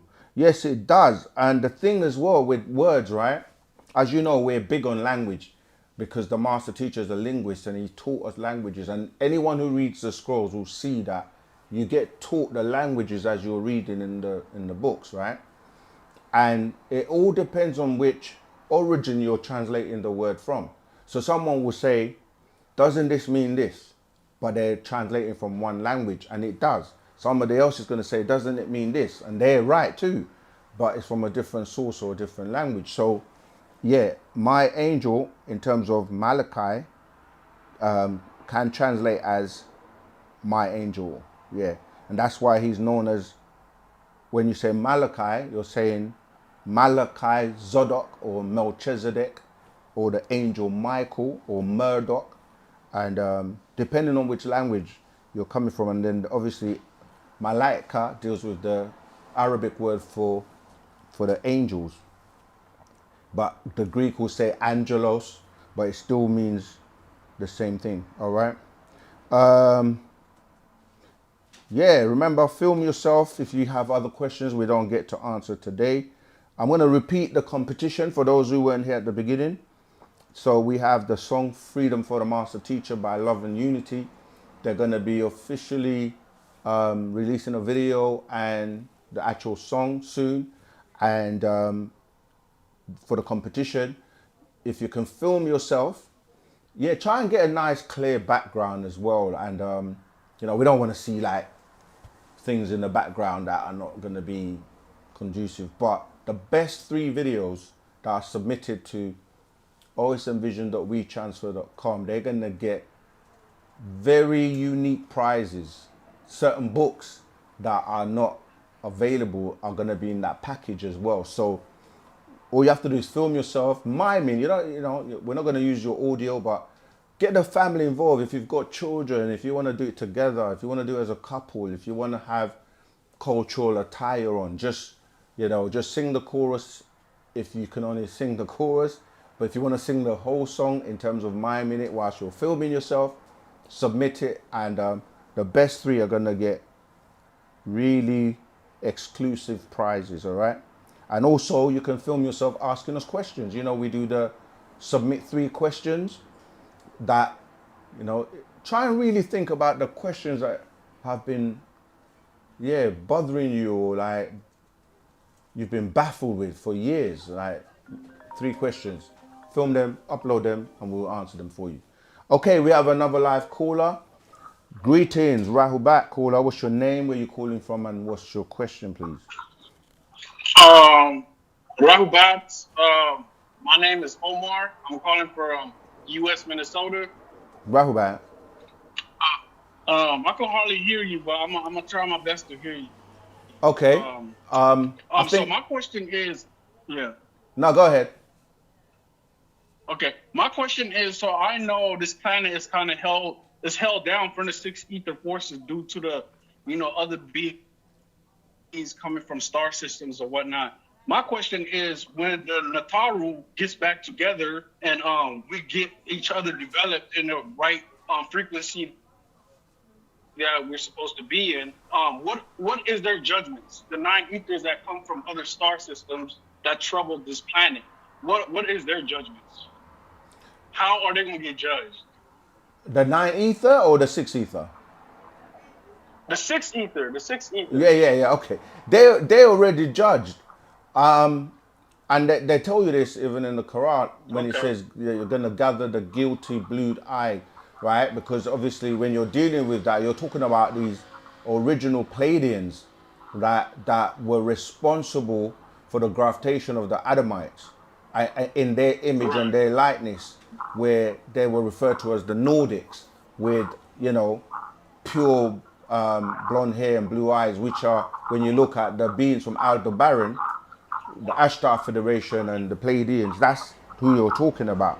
And they've already been judged. And sorry, there's a kind of an echo back on your line, but they've been judged by way of their telomeres were designed to fade out after 6,000 years, and that happened in the year 2000 AD, and this is not something that is reversible. It's actually, there's nothing that can be done about it because it's extinction for that specific species of Adamites. And so just like when the polar bears or any other species gets to a point where they cannot carry on, they fade away. And this is why they have a lot of like the fertility rate, the low sperm count. And this is something you can do your research on to find out, where they're telling you like there's no way, like when you've dropped to that level of, you know, fertility in terms of the rate, you're not able to reproduce anymore, and that will only mean that you will fade away. So they're already been judged in that instance. But six ether forces in general have a lot of people under the spell of Kingu or Leviathan. So it's not just them, it's anyone who is not elevating that has been trapped. It's going to also get caught up in the many things that are designed to remove them. And we've seen that with COVID, which, you know, people know as COVID, and the wars and the famine and the tornadoes, the earthquakes, the fires, all these things that are taking place right now on the planet are actually the people or beings that are caught up in these things are getting eliminated. And unfortunately is referred to as the great and dreadful day of the Lord, meaning that, you know what I mean, that if you're not rising in consciousness and not rising in your vibration and not in tune with nature, you're going to get caught up, and you need to know where to be and how to avoid these things. And that's why the warner's here with healing in his wings, to actually prepare those who are going to listen. It says in the books of Revelations, which most people think about as the prophetic scripture for this day and time, it says, let those who have an inner ear, let them listen. You know, if you don't listen, it's like the Noah story when he was saying to people, this is coming, this is going to happen, get yourself prepared. And those who just thought it was a joke obviously got caught, and, you know, according to the story, got flooded. Yeah, so it's already happening, and 9 ethers already on the rise in terms of the sun cycle that's here and the consciousness. Yeah. So Tua. But Zamal, what about the, you know how the Pleiadians, they're in another star system, will they get judged like in their home? Is it like a universal judgment, or is just the ones in this planetary system? Good question. So what normally happens is that there's a council that meets up, and in the Akasha records, I think somebody mentioned it before, that when you're dealing with like extinction or the elimination of a planet or even a galaxy, or, you know, these different beings that represent the different galaxies come together in the Galactic Federation, and they discuss things, and they come to a consensus and decide the fate of a planet. And there's a movie, I think it's When It All Ends. I can't remember. There's a movie that actually depicts this, where, so yeah, when you're judged, and what happens is that some of these beings, like the reptilians, they run away. Like, even like, for example, the story of Alalu and Anu, when he was judged because he wanted to take over the throne, and he was judged to be unalived, and what he did is he ran away, and he went to Mars. Right, went to Mars, and then he came here. Right, and it's the same with some of these beings. They run away, or like it's like, imagine somebody is guilty of a crime and they've been sentenced to be, you know, jailed, and they find a way to escape and run away. And so some of them run from galaxy to galaxy, from planet to planet. But then, just like how you may send, you know, the law enforcement to go and find them, they show you this in things like Men in Black, the movie, where you have extraterrestrials that they come here and they camouflage and they hide and they go to different places, and the men in black, they go and find them and then try to take them back or put them in these prisons. So yes, you're right that it's throughout where they are told, because they were responsible for creating the Adamites and they've been warned that they can't do that anymore. So yeah, it happens on a galactical level where these decisions are made by the councils, and then there are different councils all the way to the Council of Nine, which is dealing with the overseers or the Parnatharu, who basically make the final judgment. Okay, all right, for sure. And another thing, how are they? They're basically in the sixth ether vibration. How are they still advanced though? They're acting like sixth ether, but how are they more advanced than us? They're able to, because they go in and out of places. Yeah, because you're not utilizing your power. You don't know how to because you've been dumbed down. It's like, think about this, right? Let's say you go and work for someone, a company, but the person that is your manager or the CEO maybe, let's say, had only a secondary level education, but they're in a position of management that they dictate what you do. Even though you're far more intelligent, you might have a PhD, but because you've subjugated yourself to that power structure, then you're gonna, because of a paycheck or because of you need to feed your family or whatever, they're gonna make decisions. And you're thinking that doesn't even make sense, but you just go along and say yes, boss, to what they say. Six ether forces have basically taken over this planet. When you're saying plan ET, you're saying planet, and so this is why nine ether forces have to rise up. It's not just nine, but you're talking about 7, 8, and 9 that are supposed to be able to be above six ether, and most of the time you're being controlled by 5 ether beings in terms of the males of the Adamites that are running the world and running and in power, in positions of power that can push button to nuclear weapons. You see, so it's down to us as those beings that are allowing ourselves to basically, it's like, imagine you're a smart person. Like, I know people that are scientists. I'm talking about neuroscientists, doctors, right? That are religious. Yeah. And you say, how can you be a scientist and know all the facts about actual facts, but still go and go down to the level of belief in something that doesn't make sense? Science and it doesn't make sense. So you can't be so smart. Like, they tell you that Einstein was very smart, high IQ, etc. But he didn't know that smoking was going to kill him and get lung cancer. And you see what I mean? It's like, you can't have this thing where you have science and then fiction.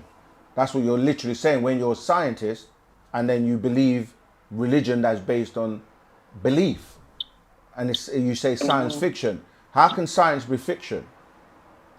It contradicts each other. And you say science fiction and people just accept it like, okay, it doesn't make sense. So yeah, we have to raise ourselves above six ether, not to be controlled by six ether. Sure. One last question, man, and I'm gonna let you be, brother. Go. I read a Patarak. I can't remember which one it was. I think it was called The Way. Yeah. Where Panan Yanun, Dr. Malachi Z. York was talking about. He was, for all foods, the seafood is the best. He knows because he was in the waters for so many years. And I'm could you make me understand that, brother? Because I know, and as us Sabians, we try to avoid anything that has a heart or eyes. So right. When he says seafood is the best, could you make me understand on that? Tua, I mean, it depends on which books you read as well, because he updates information all the time, and with updates as well that clarify a lot of information. And being a loving, caring being, what he does sometimes is that, as you would with your child, if you're too strict or say something and they rebel, then you might say, okay, you can have a little bit. You know what I mean? Like, so when you read the part of that called Diagnosis of the Races, right?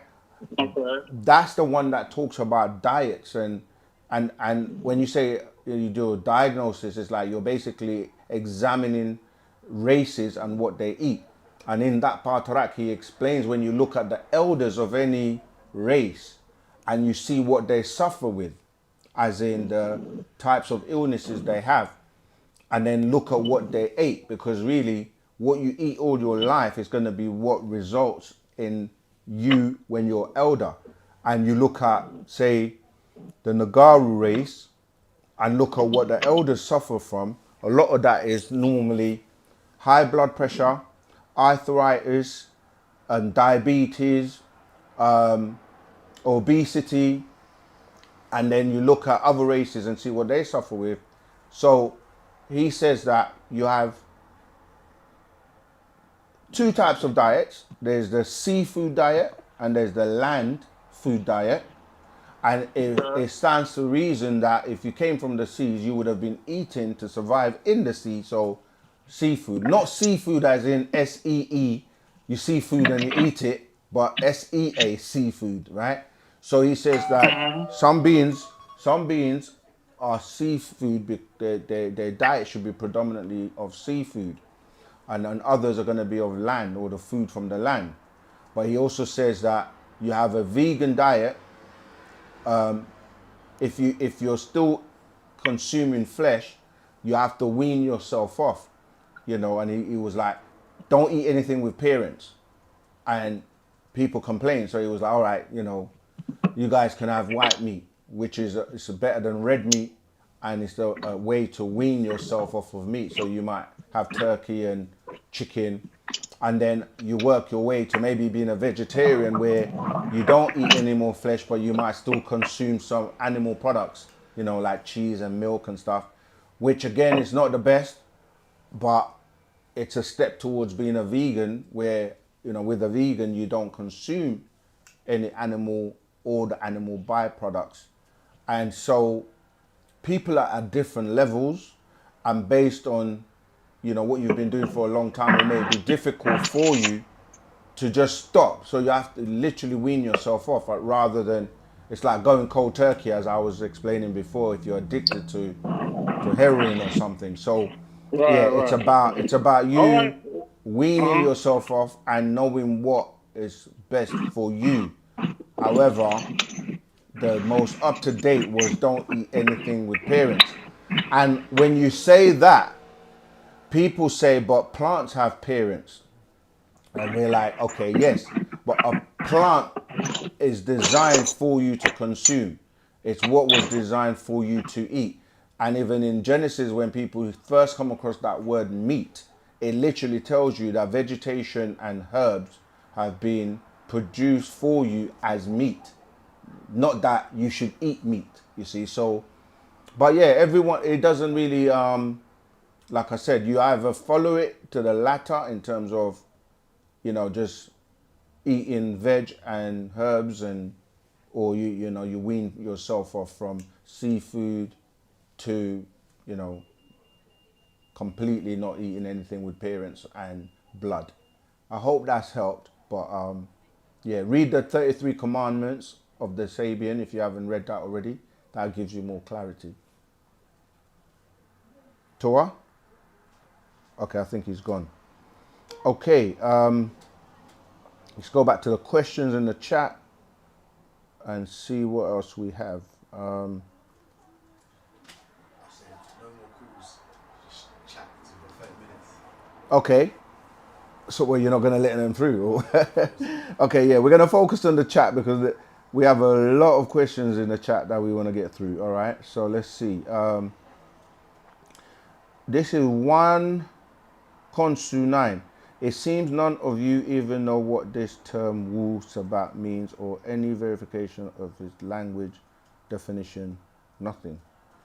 That's not a question, but of course that will be the case, because if it's ours, we're going to be the only ones who know the true meaning of it. And until we share it and tell other people what it means, they're not going to know. So when people say we don't know, the master teacher is the one that brought it to the world. So of course he knows, and he's given us many parts of it, because it's just a part of a bigger picture.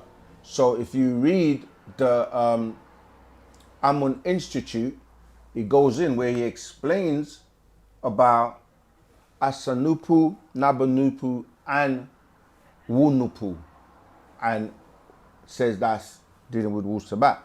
Of course, you got to break down the words Wu and Sabat. Sabat deals with literally the stargates, or people say the stars, dealing with Sabatat or Saba'ah, or dealing with Sa'at. Okay, so it's really dealing with us coming from the stars, but there's a lot more to it. But I'm gonna go through these questions quickly. I know it wasn't a question, but I'm just saying, like, I don't know if it's a conversation or if he's speaking, if you're Sabian or Sabian, or if you're not. But it's like, how can someone who doesn't know the language or the word or its origin tell you don't know what it means when you originated it? All right. And when you say verification of its language, which language are we talking about? Because the language is Misbatia, but it's known by many cultures in different forms and names, like Sabaic, dealing with Nuapik, dealing with Napata, Moro, dealing with, there's different scripts, like what people call the cuneiform or the hieroglyphics. So when you say which language, we have to say what language are we talking about and what's the origin of that language. And then you look at the scripts, look at other languages or dialects that have come out of it, you find words in it. How do you make up something that you can go and find and there's evidence? There's a whole tablet that we've got in the language book that's been found and uncovered, and you see the script in there. All right, so yeah, that's just dealing with the language.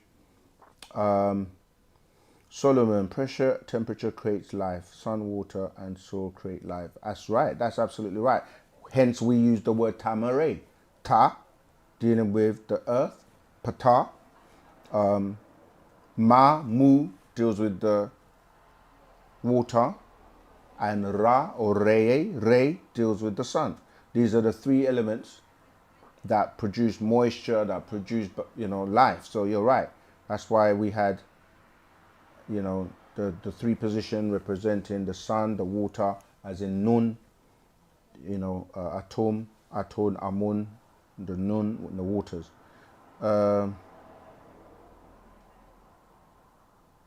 Yeah, that's funny. Okay, I'm just going to skip the chatter and go to the question. Some people are funny, man. Greetings to one and all. Enough energy to one and all. Okay, questions. I don't see any question. Yeah, thank you, Solomon. I wish people would stop worrying about Dr. York and worry about what Dr. York is warning us about. That's what I'm saying, man. Like, he's teaching you all this science and what he's warning you and what's coming, and has been doing so for over 50 years. And everything he says is documented, has actually come to pass. But people still want to, obviously we are concerned about his well-being and want him out and free because he's unjustly incarcerated. But yeah, deal with the information, as Solomon is saying. Deal with the warnings and the teachings of what he's saying. And you'll find that it all reasons out. I don't see any questions. The conversation.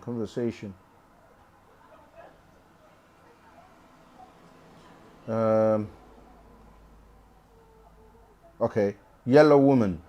How are you? I've asked once, but I need to know again. Can you translate your books in French so I can order some of them and have them delivered in France? How can I learn more about Wu-Sabat otherwise? this just shows you the amount of work that needs to be done. Before Dr. York was wrongfully incarcerated, this was a project he was working on. He was translating books into many languages, including Spanish, and you know, like, so that is work that needs to be done in terms of people that can translate. You got to just work with us. We'll put you in touch with the center and the office. See, anything somebody says, why don't we have this? Like, why don't we have, you know, a Wu-Sabat community in our area? Or why don't we have a temple or a store? Or why don't we have the books in the language? That shows you that work needs to be done. And why we need help and people to actually help to get Wu-Sabat out to the world in terms of this right knowledge and right wisdom. But that's something that's being worked on. And as soon as it's available, or I'm sure there probably are some translated books into other languages, but you know, you might be able to help. And when people say that, it's normally a sign for you to be that seed that starts that community, get together study groups, or start to connect with the center to see how you can help and do the work that needs to be done. All right. So yeah, stay. If you're, that's Yellow Woman. If you're in our Telegram group, you know, contact us and we can definitely help you with that.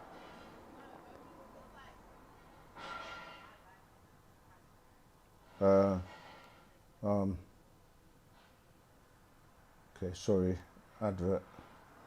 Okay, so is there a question? Is there a scroll that mentions, this is Leo, right? Is there a scroll that mentions what we can eat? There isn't a specific scroll that mentions what you can eat because most people are not disciplined enough to actually follow the instructions of what to eat. The master teacher has written books like Purity and Neatness, Healthy Living.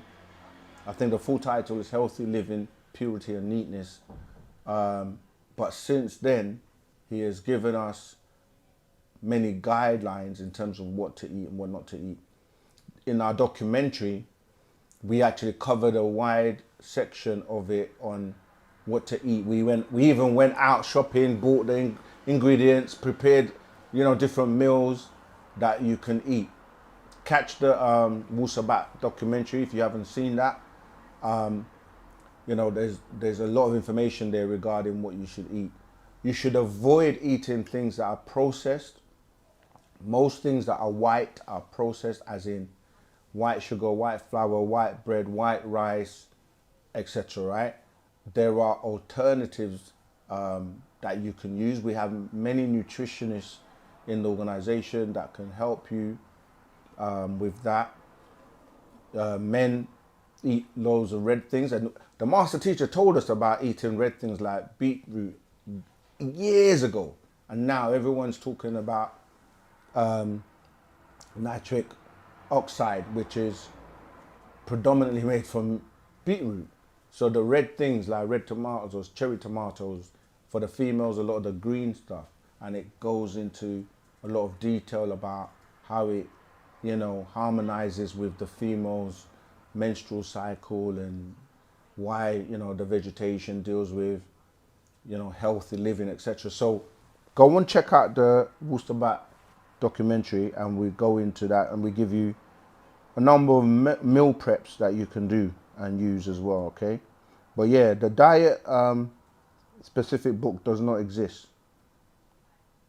Okay, let's go back to where I was. It's funny when people say things like Wu-Sabat is not something that exists, and then we got millions of people around the world saying they're into Wu-Sabat. Make it make sense, bro. That's all right. Life is a blessing. Much shook to you.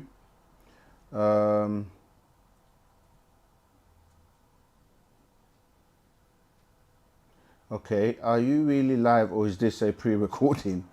How are you gonna know? We're live. What's the time now? 21:08.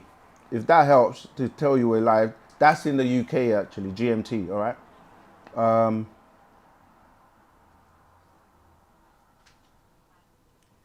Okay, let's keep going. Solomon, you're doing a great job debunking some of that stuff. Okay,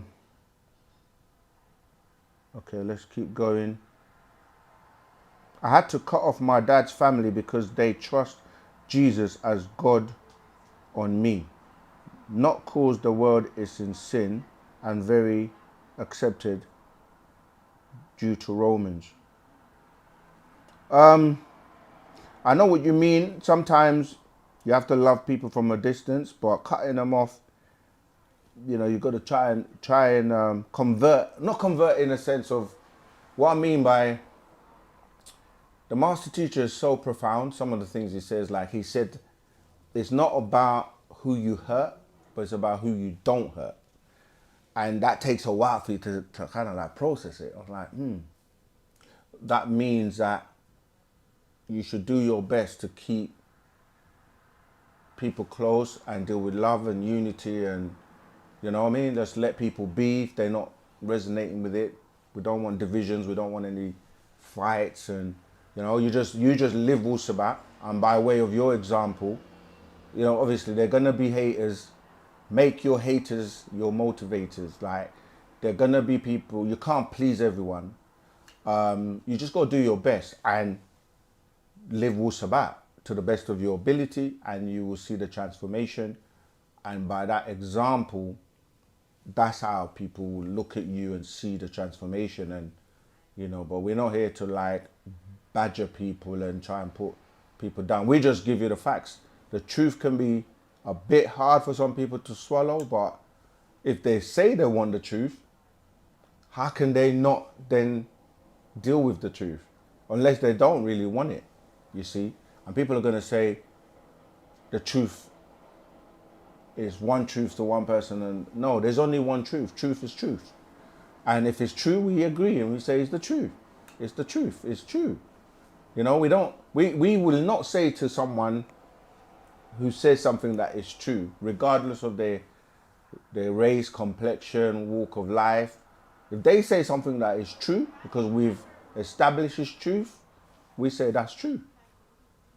But is it all the way truth? Because when you go to court, they tell you what? To swear on some religious book, or to say you're going to tell the truth.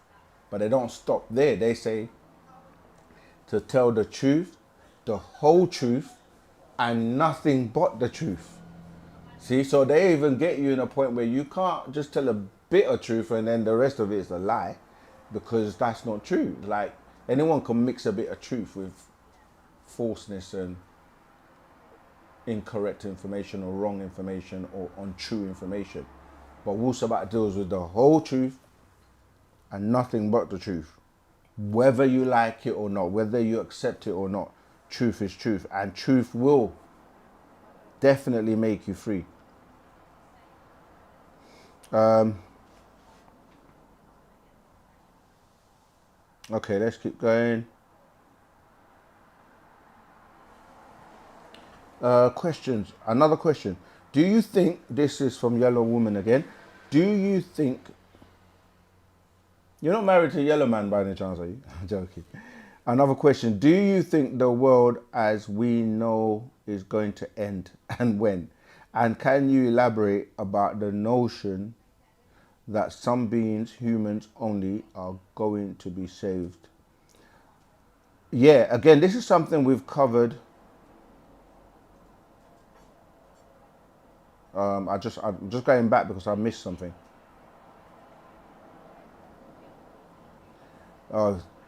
Atmos, you're funny, but I'm not gonna give you too much airplay because you're becoming a bit of a distraction, to be honest. But when you say Black history, Black and his story doesn't make sense, because Black people haven't told their own story. When you're saying history, it's his story, okay? But I'm not gonna, like I said, dwell on that. I think Solomon and other brothers are able to deal with that. The question about, right, when we say the world, that's a big sentence, like little words like if, we, us, have a big and profound meaning. World, like the world to someone might just be the building they're in or the town they're in, right? You can go back and go the country they're in, the continent they're in, the planet they're in. But then when you keep going to the cosmos, it's like, what do you consider the world? Because your world can end, but it doesn't mean the whole planet world that's ended.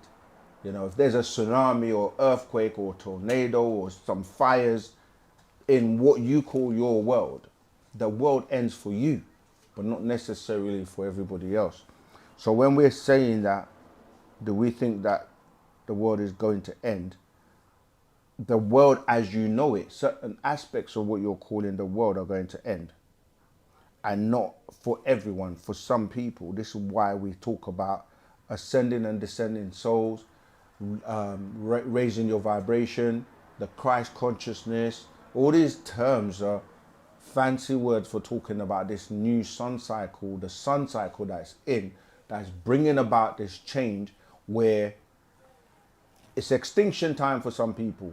If they do not change their ways, elevate, transform from being so low vibrational and just dealing with nonsense, if I can call it that, right? To elevate to being a nine mind or a being that is conscious and trying to elevate, is mindful, is caring, is loving in the sense of unconditional love, working with nature.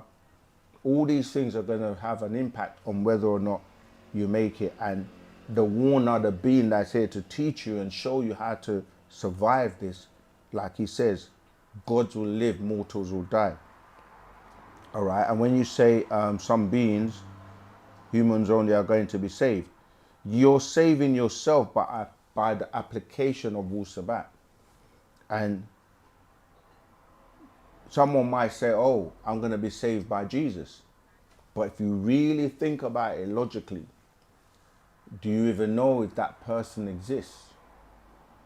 Because they've been telling you lies about, not just him, I'm just using that as an example, but who's going to save you and why and how and when, and there's all the questions. Like in Wu-Sabat, you got to deal with the when, where, what, how.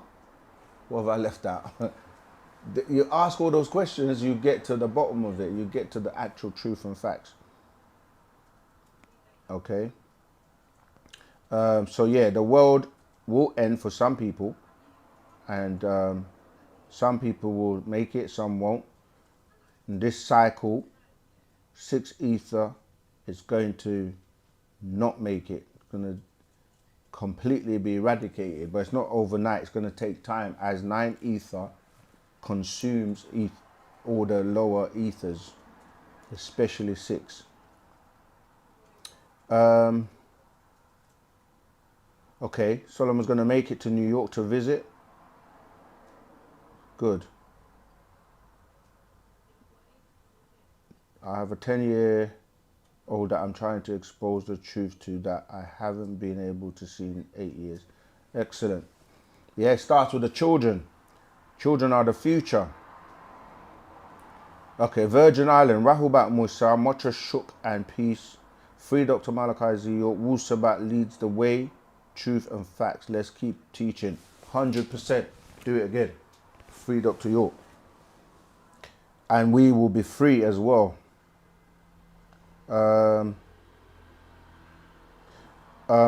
Osarapis, Grand Rising. Malachi Z. York in 1979, did he translate the book of Revelation that we are using today? Thank you, from Sydney, Australia. Yeah, he did translate it. He had many translations, and yeah, the little tiny ones, the little scrolls. Then he did this whole big thick hardcover translation, plus the blue ones that he was going chapter by chapter and translated all of them. So yes, but then the Holy Tablets came and took it even further. The Black Book. Yeah, so What is the way of fasting in the Wu-Sabat culture? Okay, again, we've covered this in many of the scrolls. There are many ways and methods of fasting. And another thing I will say to people, come inside, come and be a part of the family so that you're not just doing what people do, which is they listen to our videos, they study, they stay out there and they benefit from it, which is great. But they don't give back and they don't want to be a part of the family. And we share information freely. But in our culture, you can fast the first 3 days of the month. You can fast on the day of your birth. And you can also fast during the solstices, the winter and the summer. And we do many rituals also that go hand in hand with the fasting. You know, there's different types of fasting. You can have, we always drink water because water helps with the cleansing. And it also depends on the purpose of the fast and what you're trying to achieve. You know, there's also just liquid fasting, which is, you know, fruit fasting, but it depends on what you're trying to achieve, all right? But yeah, that's just a taste, but we do have other ways and methods of fasting. We don't fast to the extreme where you're not drinking water for a long time and you can get a lot of health issues from fasting the wrong way or doing things that are not medically sound or healthy. But of course, we don't give medical advice. So we just share the knowledge of what we know that works for us. The sun doesn't rise or set for you. Yeah, but you know, I know what you mean. It's just a guideline. But you have to also know about your circadian rhythm and how your body works with the intake, the assimilation, the elimination, and it's all about knowing the science of what you're doing, not just doing things for the sake of it. Right, we've got 10 minutes, so I'm going to run through the rest of these questions. Is there a scroll that mentioned what we can eat? I covered that already. Do you think young Pharaoh was a CIA agent? You know,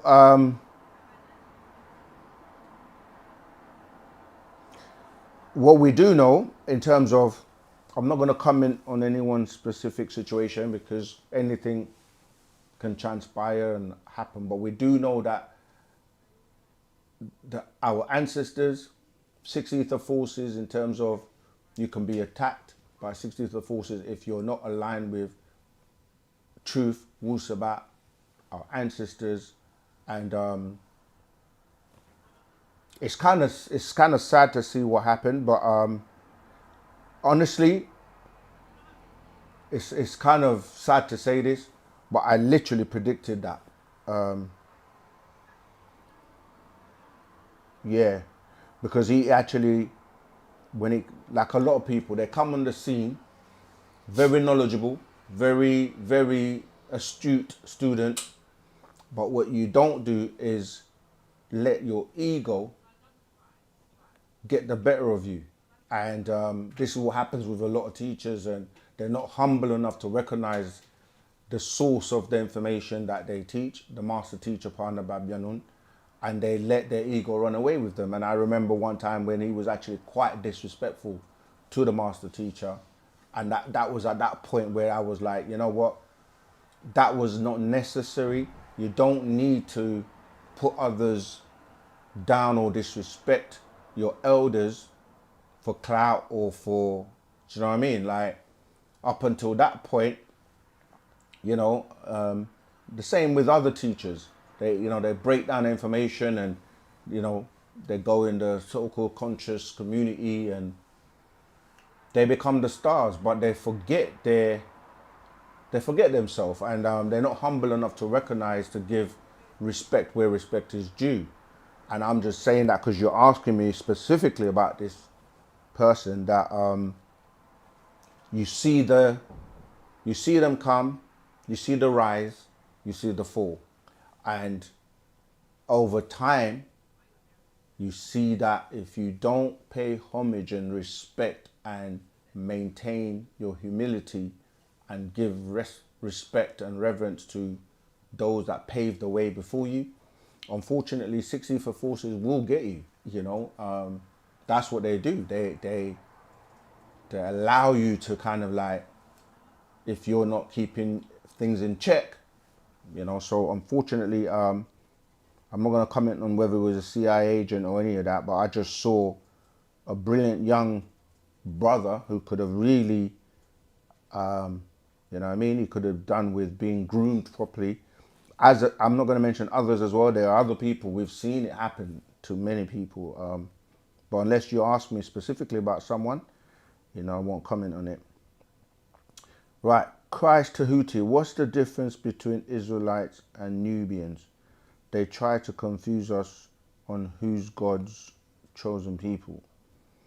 Yeah, that's all religion. Again, this is all about like setting people to divide and be against each other, competitions and all of that.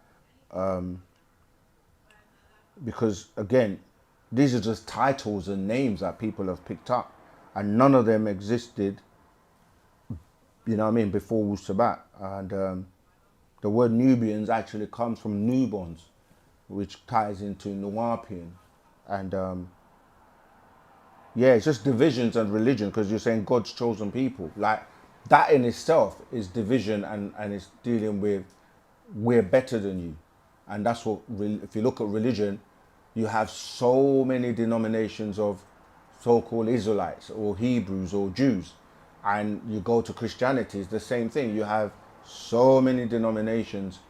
You go to Islam, it's the same thing. But all of them come from Abrahamic religion, and they all tie into the Anunnakis, and it's like they fight amongst each other, and it's all about separatism. And we don't deal with that. Wu-Sabat deals with unity, love and unity. That's what we're about. And we know that religion causes the most problems on the planet in terms of wars. Look at it, just go on the news today.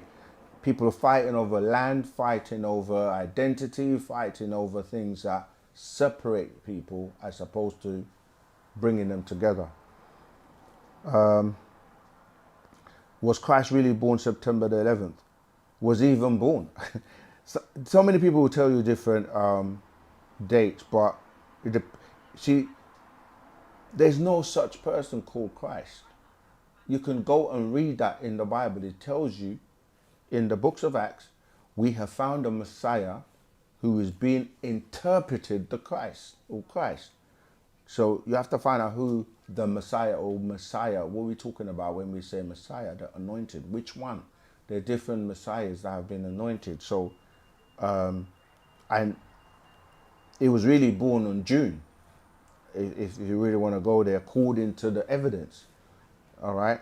And we've got books that go into that, but as I said, this is quick fire, so I'm not going to be able to spend too much time on that. But you just have to think about how they've woven that story into Christmas, and so they can sell you, you know, all kinds of products. Christ Tahuti again, is the story of Christ misinterpreted into being fully peaceful? I think on that third he turned into a vampire alien. That's why we have the blood ritual. This is what we're saying, that it's these beings that have given you that story, that have made it into it's extraterrestrials and vampirism, as you say, and reptilians that eat flesh and drink blood. Because you literally go to church and they tell you this is the body of Christ that you're eating. Why would you want to eat the body of Christ? And this is the blood of Christ that you're drinking. You know, we can go into that. We've done a whole video on that. But yeah, you're right. That's what's happened. They've flip mode the script on you. Makeda Paul, greetings. Does the master teacher speak on the origins of divine 9 black Greek organizations? Like how and why they were created, and are they attached to the 12 elite families of the world? Yeah, he does speak on it. The Luciferian Conspiracy. That is a book that you're going to read and get that information that you're asking. But yeah, there's a lot of tricknology, that's trick knowledge, that things are being made to seem agreeable when they're actually disagreeable. But yeah, so they will use certain terms and names and to trick you. But Leviathan 1, 2, 3, and 4 and the Luciferian conspiracy will go into that. We only have 2 minutes left, so unfortunately I'm trying to get through the last few questions. I think the magic trick is Tahuti. Oh, come on. I think the magic trick is Tahuti never died. He meditated and ascended.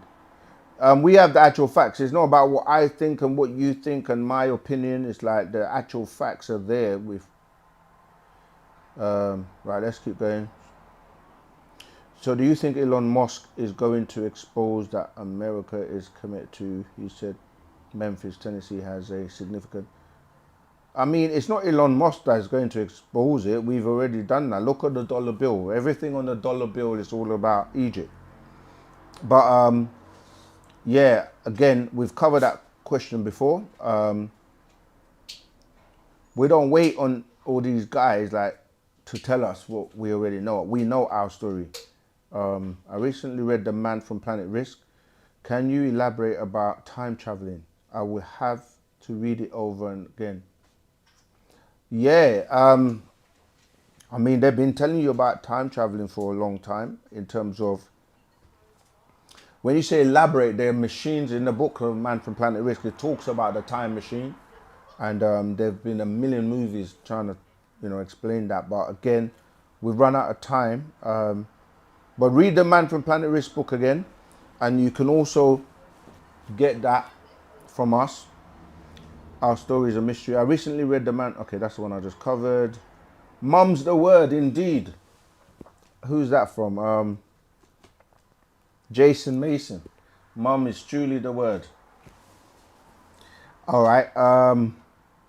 Freedom. King Thai 27. So Ken, brother, what is the mothership they are talking about that's supposed to be here in September? I don't know who the they are talking about. Who's the they? But we know about the mothership. People are talking about Nibiru. There are many, many ships. But we can't go into that right now. We've come to the end. Shout out to Nupu archive page. Okay, cool. Yeah, everything Wu-Sabat that is aligned with what we teach, support it. Support OSM Vision. Support us with all the projects that we're doing. Join the Telegram group. Support the 100 project. If you don't know about that, then hit us up and we will basically give you all the info. All right. So until next week, next time, it's always a pleasure to come before you to share the knowledge that has been bestowed upon us by Partner Babyanun, Dr. Malachi Z.K. York. Let's do what we have to do to free him, and you will be taken to a much higher level based on what he's going to take us to. So, Ashok